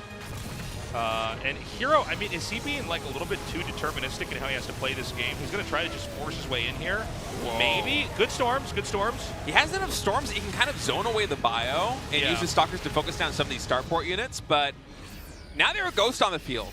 These Templar, they're already pretty low energy. EMPs could be a big game changer with how clumped these Templar have been in some moments. And the Colossus, I think at least one of them did go down. All right, Hero's moving forward again. Oh, EMP able to catch one of the Templar. I think we have, I think 3 more storms left. Another Colossus following here. Trade's going a little bit better for Bunny right now. That is a good storm, though, pushing the bio back. Vikings are falling. Still, one Colossus standing strong. More Zealots getting warped in, but I think this is back at home of Hero. There isn't a Warp Prism here on the front line. And so Bunny's able to, at least for now, push Hero back, but you got to be very careful here as Bunny.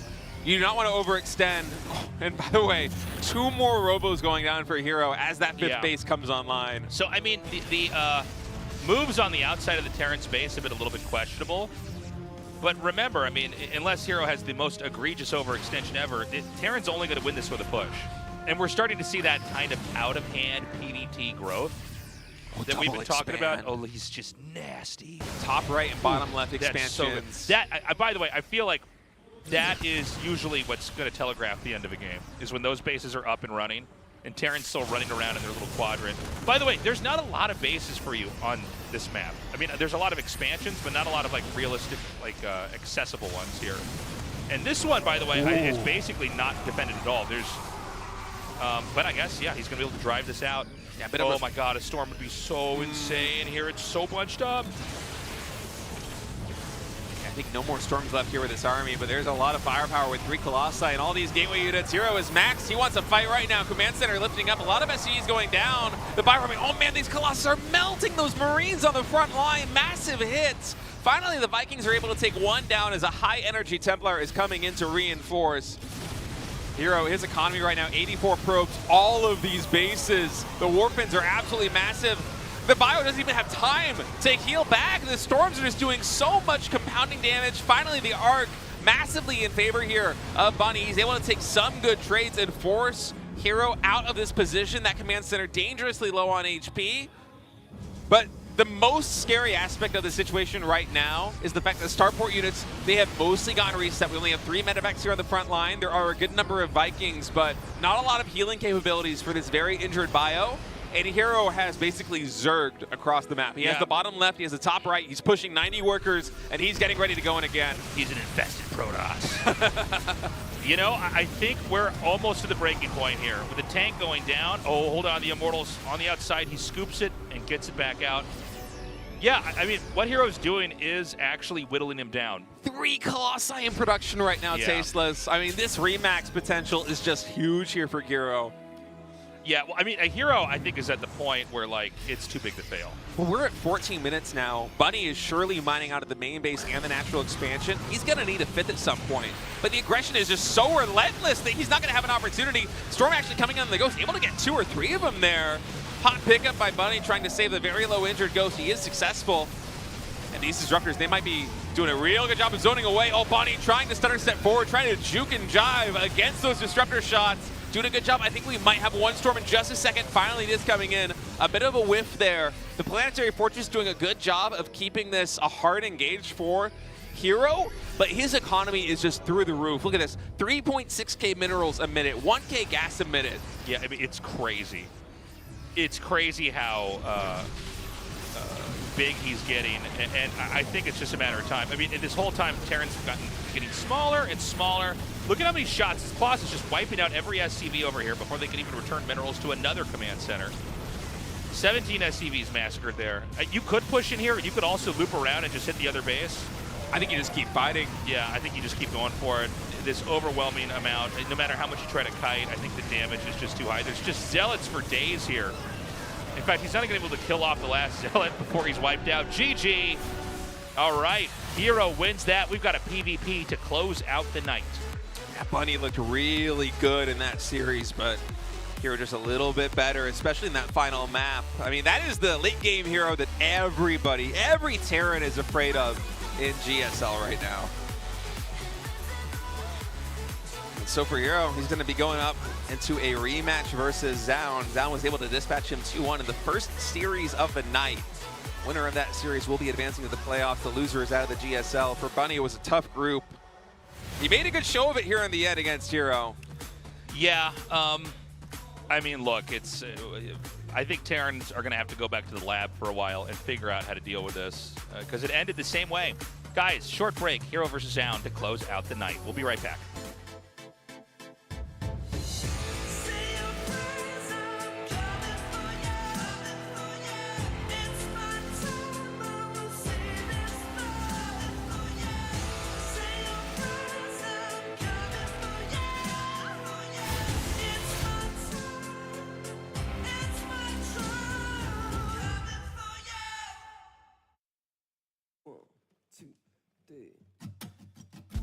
We're all riding down the same road,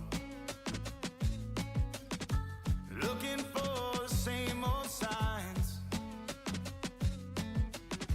hugging curves and dodging potholes, trying to make up time. We're all looking for the answers, asking questions about life,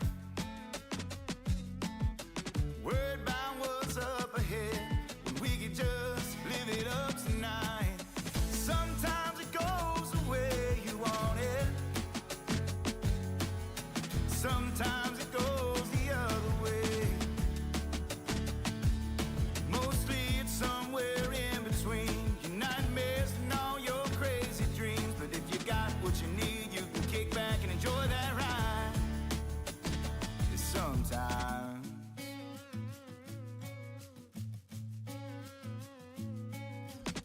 we all go falling off the wagon, all get high on our own horse. Give yourself a break, it happens. Get up and go back for more. Sometimes it goes the way you want it, sometimes it goes the other way. Mostly it's somewhere in between your nightmares and all your crazy dreams. But if you got what you need, you can kick back and enjoy that ride. Sometimes, oh, sometimes. Don't worry about the last time, only this time. Cause you know sometimes you're gonna get it right. So grab your good friends and have a good time. You're only here for a short time. Only got 60 on the clock and it ain't never gonna stop. Gotta live for every minute like it's the last one you got. Spend it wisely, spend a lot on the ones that you love. Take a minute, soak it in, and then go turn it back up. Make sure you live it up until it's all said and done. Yeah, this life is what you make it sweet and get you some. Sometimes it goes the way you want it, sometimes it goes the other way. Mostly it's somewhere in between your nightmares and all your crazy dreams. But if you got what you need, you can kick back and enjoy that ride. Sometimes it goes the way you want it, sometimes it goes the other way.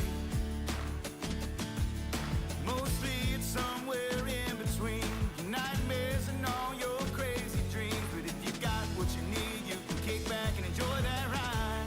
Sometimes worry about the last time, only this time. Cause you know sometimes you're gonna get it right. Sometimes and have a good time.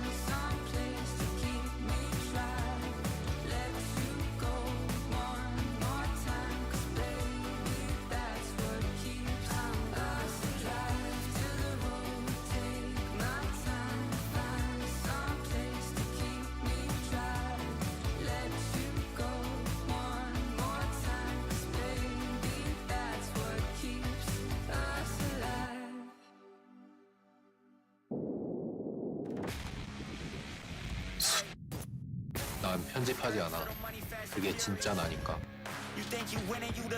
새로운 도전과 색다른 재미, 함께하는 즐거움까지. 여기 숲에서 끝없이 스트리밍 중. 라이브 스트리밍을 넘어 라이프 스트리밍이 되다. 숲.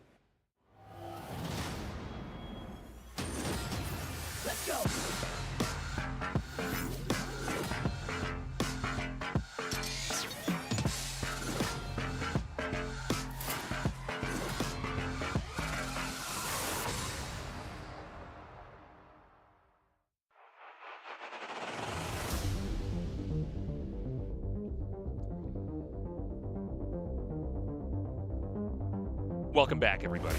It's time to close this out. After this best of 3, it's going to be on to the Final 4 and then the finals. That's going to be on Sunday, by the way. Either Hero or Zoun will be advancing. So far, these 2 seasons of GSL have been good for the Protosses. Yeah. We're going to have one of these 2 guys move on. The winner of this will face off against Rogue, who, by the way, looks really strong. There could be a crazy season where Rogue actually wins this. Which, by the way, that's kind of funny to say because Rogue is like a multiple-time world champion. But, you know, Rogue has not been as impressive in the last, few years. But right now, he looks incredible. So that's going to be a great match no matter who it is. So if it's Hero or Zoun, I'm going to be happy either way. Zoun has quietly improved a lot. He looks to be in great shape. Obviously, Hero just won the GSL. But that doesn't mean that Zoun can't just trounce him here now. Yeah, and Hero historically, we talked about it. He had, I believe, an 11 series win streak versus Zoun coming into this GSL. But Zoun mixed things up a lot, was very aggressive in that opening series against Hero, showed a lot more range in PvP, and he broke the curse. He finally won a series against him. It had been 6 or 7 months, as insane as that is. And it feels like Zoun right now, he is playing with so much more confidence. He's so much more capable. His range has expanded. He can really do it all. I think this is going to be a pretty wild clash between Hero and Zoun. One of these guys is going on to face Rogue in the round of 4. One of them is going home. Let's go to set 1, Maganatha.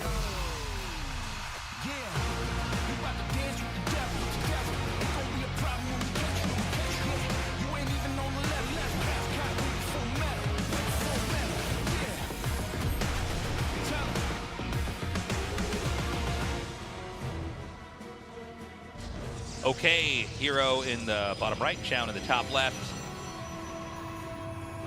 It was Zoun that cannon rushed earlier, right? Yeah. That was wild to see. Wild to see it work, too. Cannon rushed Hero of all people. Yeah. So we've got the rematch going on here tonight. And that was what allowed Zoun to kind of completely U-turn this whole series when he had already had a rough game 1. These 2 so far have made for some very explosive games. Doesn't mean we won't have a long macro game, but, it's been a lot of kind of explosive games that come to the conclusion pretty quickly. Both sides are going to scout. Very fast second gas for Zoun, and that probe. I wonder if he's setting up for a proxy or just taking a different path. I think he's just going, just going around, basically. It looks like it's going to be mirrored scout paths here. Yeah. Huh.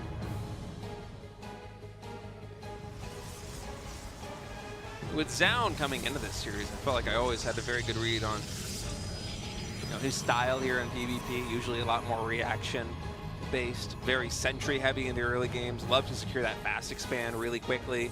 Hero in the past has been able to abuse that. One of the reasons why he had such a dominating win streak versus Zoun. But Zoun so far today has kind of flipped the script. I feel like in almost every single one of the PvPs, it's been Hero who's been defending Zoun's aggression. And I'm wondering if that's going to continue on in this best of 3, or if Zoun is going to try and go back to more of the basics, so to speak, in terms of just standard, safe macro play, because it is dangerous trying to play that game against Hero. Hero is so good at forcing mistakes from his opponents, and especially in a cutthroat mirror matchup like PvP, where there's very little room for mistakes. It's a dangerous game to try and play, but we do have the Stalker Sentry opening coming in here for Zoun. He is setting up the 3rd pylon here on the low ground. Meanwhile, Hero, Stargate back at his base. Yeah, so that's going to be the Stargate tech coming up here. that pylon will eventually be picked off here, although we don't have Zoun starting his Nexus just yet. Is this actually going to put him ahead? Okay, he's going to cancel and then throw his own Nexus down. We have another sentry coming in. One in production now. And there's the second sentry. So this is more of what I was expecting to see from Zoun in the opening series. This hallucination-focused, early sentry, safe standard macro play. And he's going to have to parry, basically, the attacks that Hero's going to come in for him. Luckily, this probe down here on the low ground is not the one that is going to be building the shield battery. Zoun did have another there at the ramp. And expansion is actually surprisingly equal, given the way this is shaken out with the Stargate first here for Hero. So he's going to see the Oracle coming in over here. And yeah, this may be a little bit of a slower game here, PvP. Gets a little denial there on the Adept Shade. And we have that Twilight Council about halfway done. As the first Oracle is going to be inbound here. See if he can actually get any probes. Is there actually a battery, by the way? I think the one on the production tab is in the main base. Yeah, because we do have a shield battery right here. So he's going to go up to the second Oracle, and that can negate the usage of the battery if the shots are synced. Yeah, it's just like the Adepts if they're coming in. Yeah. I mean, I guess you could just focus fire it down, but yeah, you're not going to get as many kills. So there really is an art to this, to trying to just have them paired up correctly. Now, I saw sentries and stalkers waiting in the main to preempt this. The Adept's going to come in too. Now these two Oracles going to come down to the natural expansion. There are 3 stalkers, which can do a fair number of damage to these Oracles. So just going to be 3 probe kills, and then Hero will pull away. And Immortal production is getting started. Now, Hero sometimes in PvP has been playing a Twilight Council-less style, or at least a very delayed Twilight Council, which can be tricky when you're sacrificing mobility against somebody who's playing, oh, Oracle's coming again. Oh, he's going to lose one of them. Yikes. No, I don't think that's worth it there for the 2 probes going down. Especially when you're going for a fast third base like this, Zoun has not been afraid to lean super heavily into Blinkstalker Sentry aggression on 2 bases, not even vying for a third. And, you know, stasis traps, they're oftentimes a critical part of the defense when you go for Oracle openings like this, because you can energy recharge them and just get so many stasises down between your third base, your natural expansion. You might try to obscure the vision on them from your opponent by just parking your army right on top of those and kind of baiting a blink. Nice denial of the Phoenix. It does see the Robo, by the way. And yeah, I mean, this is going to be a long game PvP here. We've got the Forges coming down. And this could end up being a kind of Archon Zealot game. It goes on for long enough. We've had that before. Yeah, we'll see how many gases get taken here. Yeah.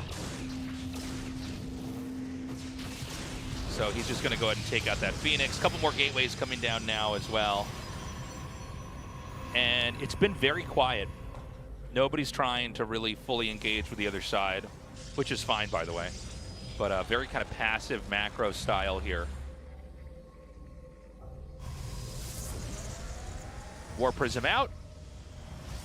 Now, is he actually going to try to go on the move with this? You usually try to delay the War Prism up until it's time to move out. I feel like a third base is almost a bait, given the fact that Zoun has made basically no probes since throwing that down. With 2 more gateways in production, 4 more stalkers warping in. There's no probes over at that Nexus. Yeah, and Hero just scouted it. Yeah, so that could have been kind of a deceptive play here to make it look like he's actually, you know, on the same level economically, when in fact he's going to try to hit him here with an attack. I think Zoun might even have a fake forge on his base too. So I remember seeing one in the production tab. Yeah, I don't see it upgrading. Now this area is booby-trapped, so a bad engage is going to have the right number of frozen stalkers to make this not doable. He's going to try to come to that. Oh my god, he almost gets that observer. All right, Zoun, there is a stasis trap here. He identified this with the hallucinated Phoenix earlier. Now he's coming in. There's a lot of energy on those sentries. No Warp Prism, I think, for Hero. The Immortals are really well placed. He's going to warp it again. Is he just going to go for a dive? Oh my god, the shield battery even healing the Observer for a couple of these shots. It's good force fields to isolate the Immortals, but Hero also did a great job of just kind of breaking the concave. I mean, I feel like the amount of damage that was evenly distributed on those Immortals was one of the most painful things I have ever seen. You know, a lot of times with Stalkers, and I don't know if that last situation would have been like a one where he could have done this, but you know, a lot of time when you have just Stalker is you kind of focus fire stuff. And that didn't happen. And Hero, I mean, he's just sandbagging the progress over here so well. Charge Zealots are out on the field too. Those are going to pair very well with these Immortals. I mean, 4 Immortals pack such a punch against this army. It's funny because the Immortal was like made to kill stuff like tanks, but it's so good versus Stalker. It's almost like an anti-Stalker unit. He's going to... Oh my God! Brushes with death. It's like a Final Destination moment. We're going to see if his fate's actually going to be sealed in a little bit here. Oh man, Hero is just going to be going for the throw right now, moving across the map with all these Immortals. Stalker's very good when you can kind of finesse and blink away from these Immortals, but when they are in your natural expansion, in your third base, you got to take the fight. Hero's army is massive right now, Tasteless. Zoun's about to blink it. Oh, he's going to get trapped. He can't even recall back home. Oh my God. That was a painful amount of Stalkers. About half of them just frozen right now. That's going to be a GG. Hero taking that game. Perfect defense, by the way. Decisive. I mean, really making Zoun look almost like obsolete in how he tried to engage. Like, Hero, I mean, again, there was that one attack, and it was like, I don't know, 40% of the Stalkers are running around in the back, and then there was like force fields making all these gaps.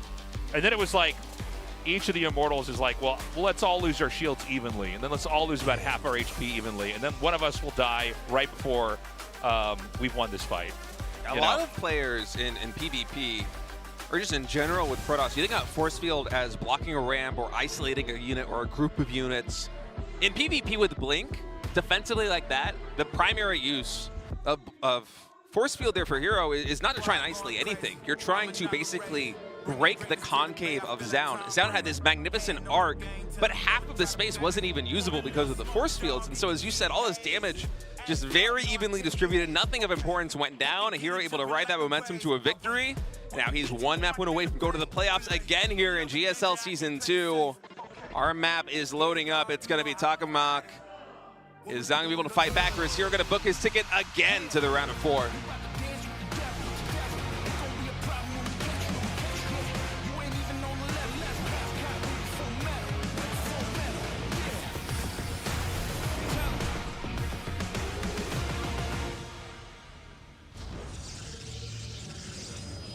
Okay, Hero in the bottom left, Zoun in top right. And yeah, interesting direction that game took back there. Hero basically committed to a more sophisticated long-term plan. It's more sophisticated army, I should say, more kind of a long-term plan. Where Zoun basically came into that like, we're going to try to end this right away. I'm glad we noticed that the third Nexus had no probes in it, by the way. That's something that's easy to miss. A lot of times you see a base going up, you go, okay, well, we know what kind of game this is. But it's also an expensive fake out, you know? But, you know, the way that engagement came in there just didn't end up working out. So let's see if Zoun tries to amp it up and do something a little bit crazier. Yeah, so far it's been him aggressing on Hero pretty much this entire series, whether it be with a cannon rush, two-base timing attack with kind of a feigned third base. It worked in series number 1. He was able to win the opening series tonight 2-1 over Hero in a pretty stunning upset. Hero's just had his number in PvP. But now in the second series, I mean, some people often say there's a curse in GSL where whenever there's a rematch, it's usually the player who lost the first series comes back and wins the second one. Yeah. It might happen again here with Hero and Zoun.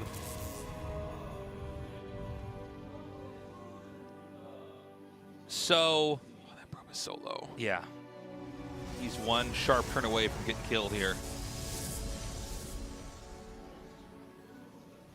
So the probe is just heading back now.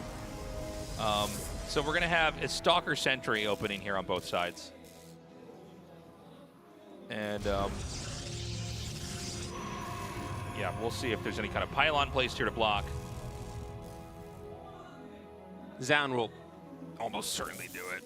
Yeah, no, this is every like PvP. Yeah.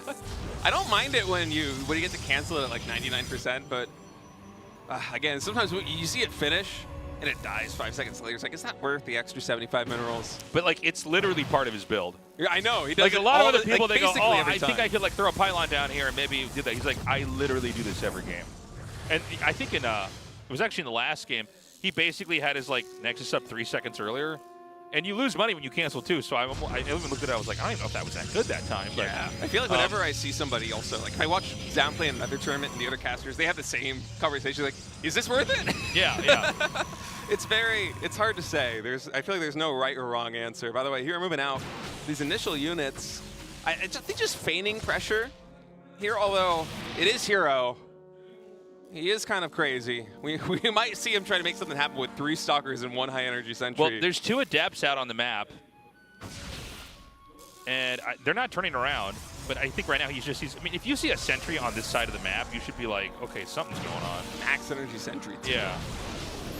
Right, he's coming in. Sentry. Ooh. Nice micro here. Just nothing taking like any hull damage. And oh, what? Oh, wait! No shield battery here at the ramp. Unfortunately, the shade didn't go straight into the main, but also the recall. He was like basically ready to preemptively run away. Ooh, be careful, what's sentries. up? Okay. Kind of fortuitous recall there on the front line to be able to intercept those Adepts. That could have been a lot worse. I mean, a lot of times PvPs end when 2 Adepts get in your base and they kill like 6 probes, and then we just watch a really bad PvP for a couple more minutes before that guy dies. Well, Zoun also posturing a little bit outside of his third here on the minimap. Very fast forge for Zoun. Surprisingly quick +1. So he's going to come through here and scout. Ooh, charge first for Hero. No blink. I wonder if this is going to be a really fast timing attack coming in. Oh, he's switching into Glaives. Okay. I feel like this is going to be a 2-base push coming from Hero. Yeah. Hero's going to come in here and try to cut him down. Third Nexus for Zoun, and we have no reason to believe he's doing any kind of all-in. In fact, because he's expanding right now ahead of him, so this is definitely a macro play. A little bit of indecisiveness there from Hero. I was watching the production tab. He had Immortal queued up. He canceled it, started Warp Prism, canceled that, went back into the Immortal. Trying to decide exactly how he wants to stagger these units or queue these units coming out of the robotic facility, because he is lining up for a devastating timing attack. Usually when you go for Immortal, Sentry, Glaives, it either wins the game outright or it loses the game outright. Sometimes you can find a balance where you did enough damage that you can normalize and get blink yourself, but usually this is a game-ending blow if you're going for it. Oh, God, he just went right over that. He's faking the gas right now. And up until this point, Hero has only shown Stalkers and Sentries. So as far as Zoun is concerned, this is basically just going to be blink. Right. So the Adept Glaives are coming along here. And yeah, I mean, Adepts, they don't scale well into really long games. It's why whenever you see a bunch of Adepts come out, it's always a very specific type of game. It has a certain feel to it, especially after it fails. I'm not saying this will fail, but, you know, it's usually a pretty strained position from there. He's going to come up now, and the third base right now it's got no probes, nothing's mining there. He's going to arc around the side here, and I think he might even try to go to the natural. Now, these 2 Adepts could do a ton of damage, especially if the attack here from Hero fails. Yeah, no defense. And I don't even know that he knows this is happening, by the way. I don't think the probe has been pulled back yet. I think Zoun is aware of this timing attack coming in. Oh, good force fields, and with the blink back, he's able to isolate this. A lot of shield batteries finishing up. This is going to be great for absorbing the damage. Pylon also finished. Oh, wait, that's actually not blocking the full thing. Okay, some Adept's going to get into the main base here of Zoun, but so far, the defense on the front line, very good. Hero has been able to kill 4 probes in total. 4 Adepts getting warped in. Oh, he blinks right on top. He gets the Prism and the Immortal. Zoun with a perfect read. I mean, talk about just dispatching this timing attack in a hurry. Yeah, Hero able to get a little bit of damage done with these Adepts, but the rug just got pulled out from under him. Great game there from Zoun. Combination of those 2 Adepts getting in there, killing those probes, and then shield battery, force field hell for Hero. He just couldn't quite get in there. He couldn't get the damage off, and so a failed timing attack. This series, man. A tale of failed timing attacks. Who will be honorable state? Who will get a 4th base? I don't know if it's going to with happen. Probes. I don't think we're going to get 3rd base filled with probes at this rate. Yeah, you're probably right. Which is funny considering how many PvPs we've had so Dude, far it's today. kind of crazy. Yeah, these guys, they do not want to let up at all. And now we're going to go to Incorporeal. It's going to be the final map to decide which one of these two players is going to the round of 4, which one is going home. Zoun on a hot streak. Top 3 at BellamGen's Elite just a week ago. Hero, the reigning GSL champion, 2 of the best Protoss players in the world right now in this losers match. Who is going to get the winning edge? I cannot predict what's going to happen. I just know the game's going to be explosive. Our map is loading up. Let's get into it.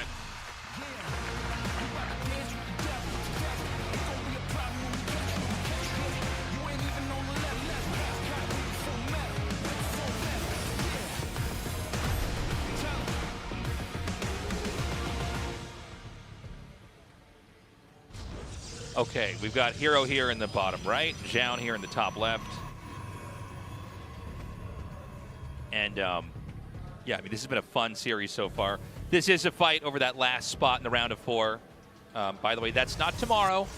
I can't remember if that schedule was public or not. That was just in trouble with us, but it's going to be on Sunday. Tickets are already sold out. But we are going to have the round of 4 and the finals. And potentially a tiebreaker.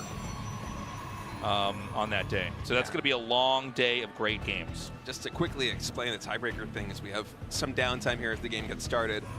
Gumiho and Rogue are in the round of 4 but have not secured their ticket to EWC.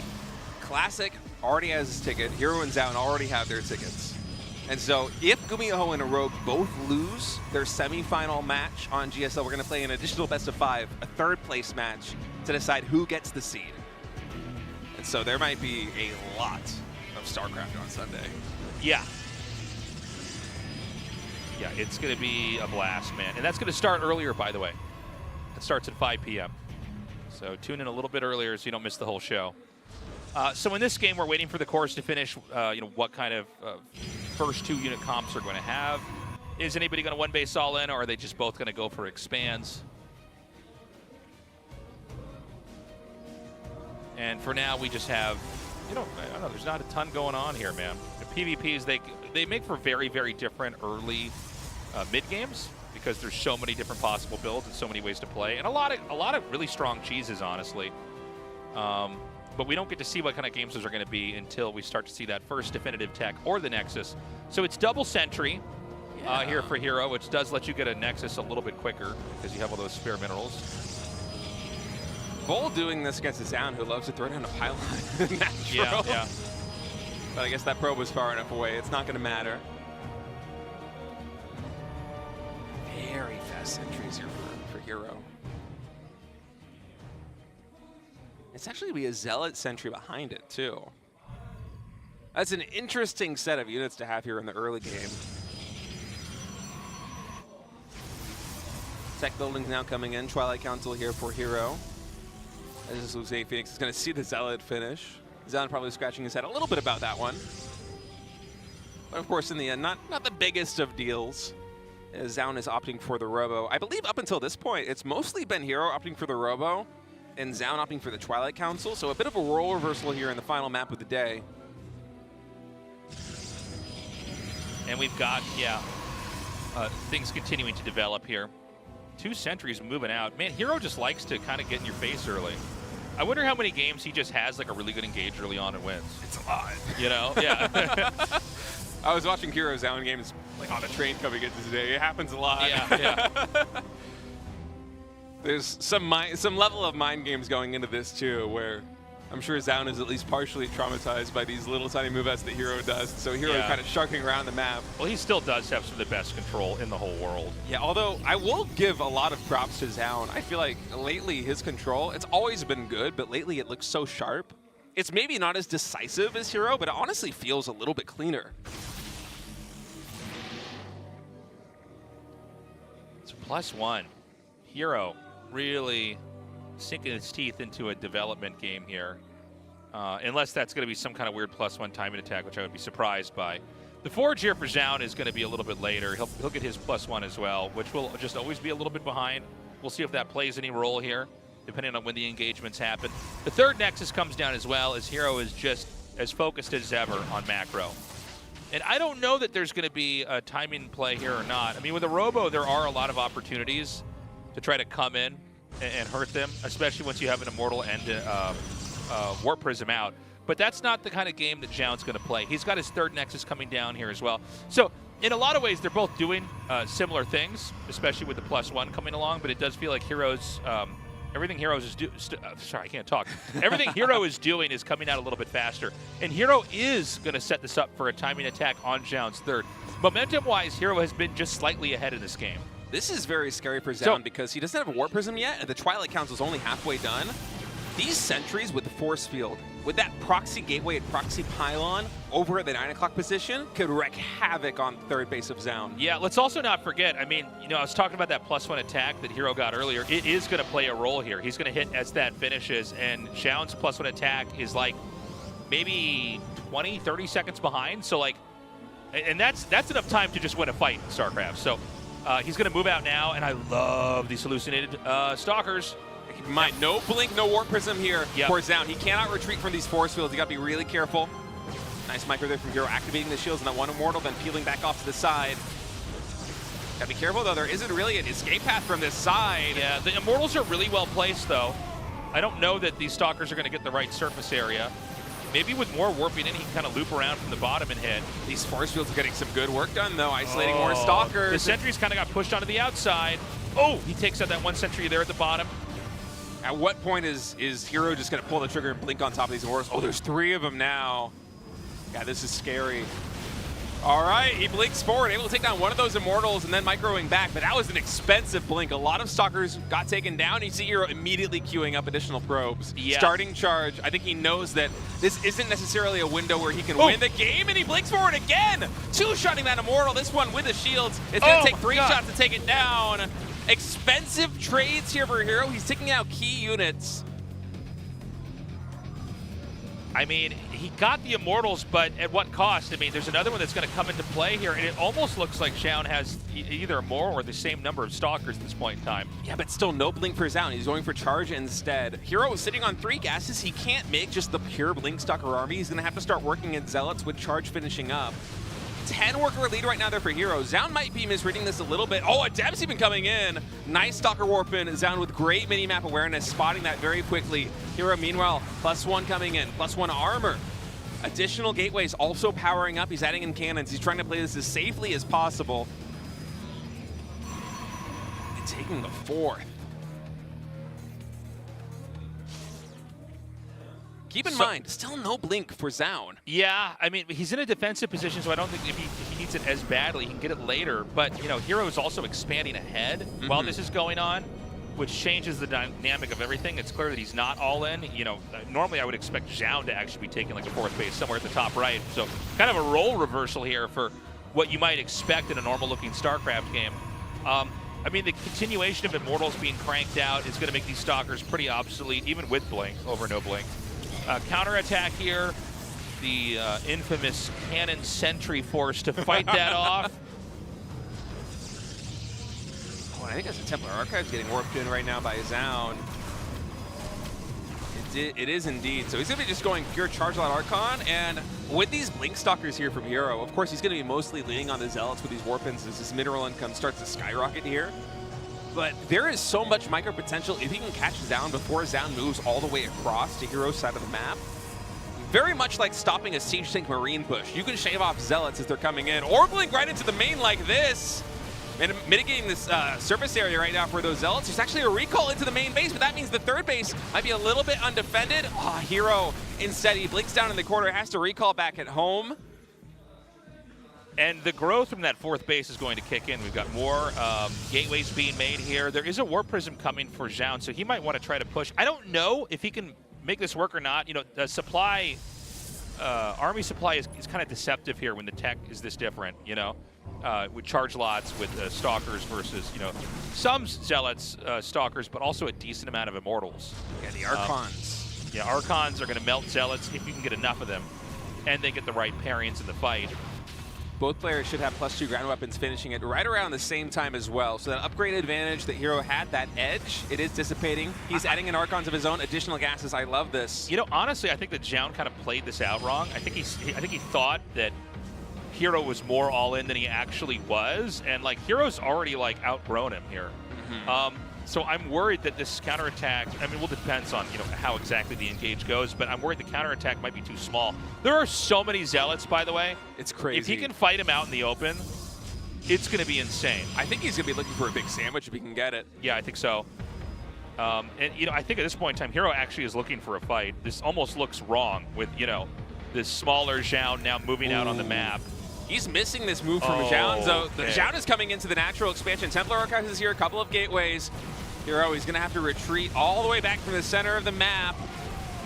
With Warpits, he might be able to set up a surround. Instead, he's just charging in. All the Zealots on the right side. One of the Archons for Zoun is there on the left, chasing down the Stalkers, so not the full splash damage here for Zoun on those Zealots. Still, Hero respecting this a lot. Even though he has a supply advantage lead, he's going to pull back, wait for another warp in. He's coming in, and the surrounds are looking really good. Some more counter Zealots are being warped in here, but now the final wave of Zealots comes down here for Hero, and he's just overwhelming this position. GG. Hero is going to the round of 4. Wow, a back and forth series between Hero and Zoun. 3-3, the map score on the day, but Hero wins the final series, the one that matters the most. He is going to advance to play Rogue in the round of 4. And Zoun, I mean, it was a terrific showing in a very tough group, but just shy of those playoffs here in Season 2. Great series, man. Zoun, you know, he looked really strong, but, you know, Hero, obviously, he's so tough to beat. He could win another GSL, by the way. He's in the round of 4 here. We're going to go to an interview and see his thoughts, and then we'll be wrapping up the show for you guys. 이야기 나눠보도록 하겠습니다. 자, 오늘 김준호 선수는 쉽지 않은 싸움을 좀 기다리고 있었잖아요. 정말 힘겹게 오늘 Well, it's been a really tough night, Hero. 끝에 승리 따내고 여기까지 올라오게 됐는데요. 2연속 4강입니다. 진짜 소감 말씀 들어보도록 Every 하겠습니다. single series made it to a map number 3. Finally, you made it to the final match, and you were able to win the very last map of the night. How do you feel? Well, first of all, I want to thank my fans for supporting me. You know, since the bracket and the group was revealed, mentally I was pretty stressed coming into this match because I felt, you know, a lot of pressure, and I also felt a little bit sad about having to go up against Bunny, who's one of my closest friends, and I felt bad about eliminating him. 패자는 이재선 선수 잡아냈으니까 어떻게든 올라가겠다 하는 그 의지가 좀 느껴졌는데 마지막 경기 느낌이 좀 Well, in the final match there against Zoun, we were reading your facial expressions, and it seemed like you were going through a lot there in that last game. Yeah, well, after the first map, or after the first matchup, he means. He's saying, you know, there's a possibility that both me and Zoun could make it to the semifinals, but because we met all the way here in the final match, that possibility was gone. It was do or die, and so I just had to try my best. You know, in the history of GSL, Protoss doesn't really win that many Kodas tournaments, but you won last season, and now we have 2 more Protoss in the round of 4 here in Season 2. Do you think it's possible for a Protoss to win again? Here it says, well, you know, I feel like my goal, my aspiration is to be the best Protoss player here in GSL, so winning another championship is my goal.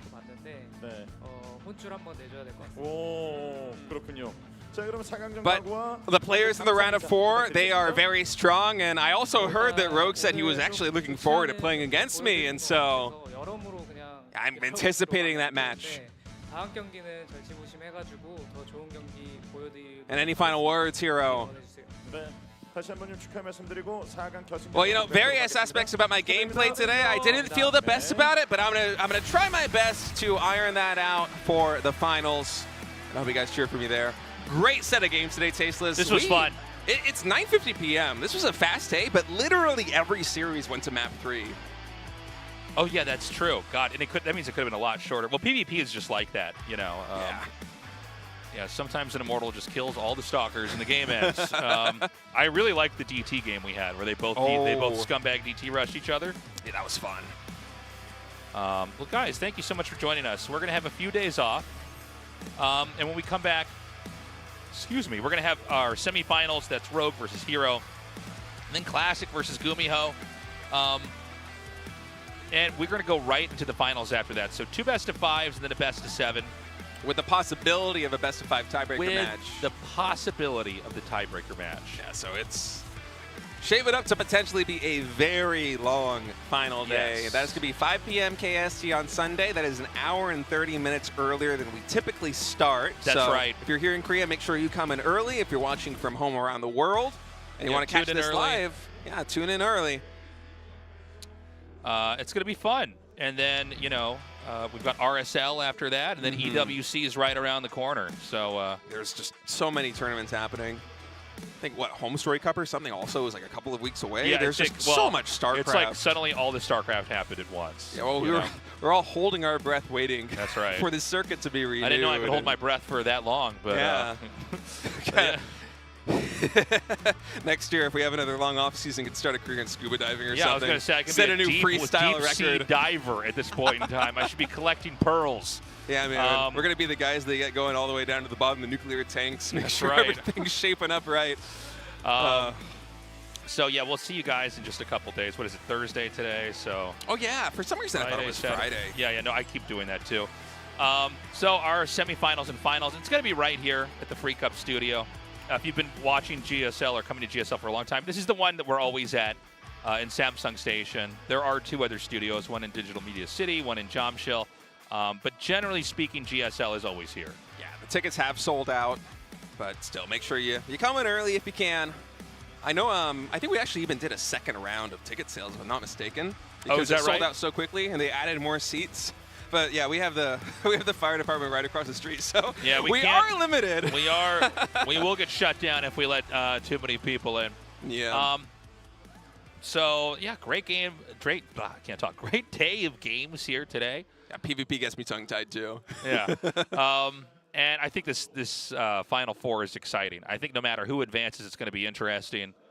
And I think it's a hard finalist to call. Like, who's actually going to win the whole thing? Yeah, I feel like the winner of Rogue versus Hero is probably the favorite, but Classic looked so good today, and also Gumiho is just this unpredictable Terran, even when he mechs, which you kind of expect him to do. What flavor of mech is it going to be? He's expanding faster than I think we've ever seen any Terran expand. He's kind of changing the way that we understand mech. It's crazy. Like, he's having these mech games where he's, like, out-expanding them. He's, like, up to 7 or 8 bases. I'm like, I didn't even know you could get that many bases with mechs. So, yeah. Hero, a possible win for him. Rogue could be coming back, These guys, they go on a hiatus, they take a break, they join the military. Doesn't mean they can't come back and dominate again. Yeah, and back-to-back wins for Hero would be huge. After such a long break between Protoss players winning a GSL championship. Yeah, we don't really have Protoss champions compared to how many Zerg and Maro champions we have. I think that would be his 3rd GSL champion, if I'm not mistaken. Did he win a 4th one? I think we're thinking of Super Tournament.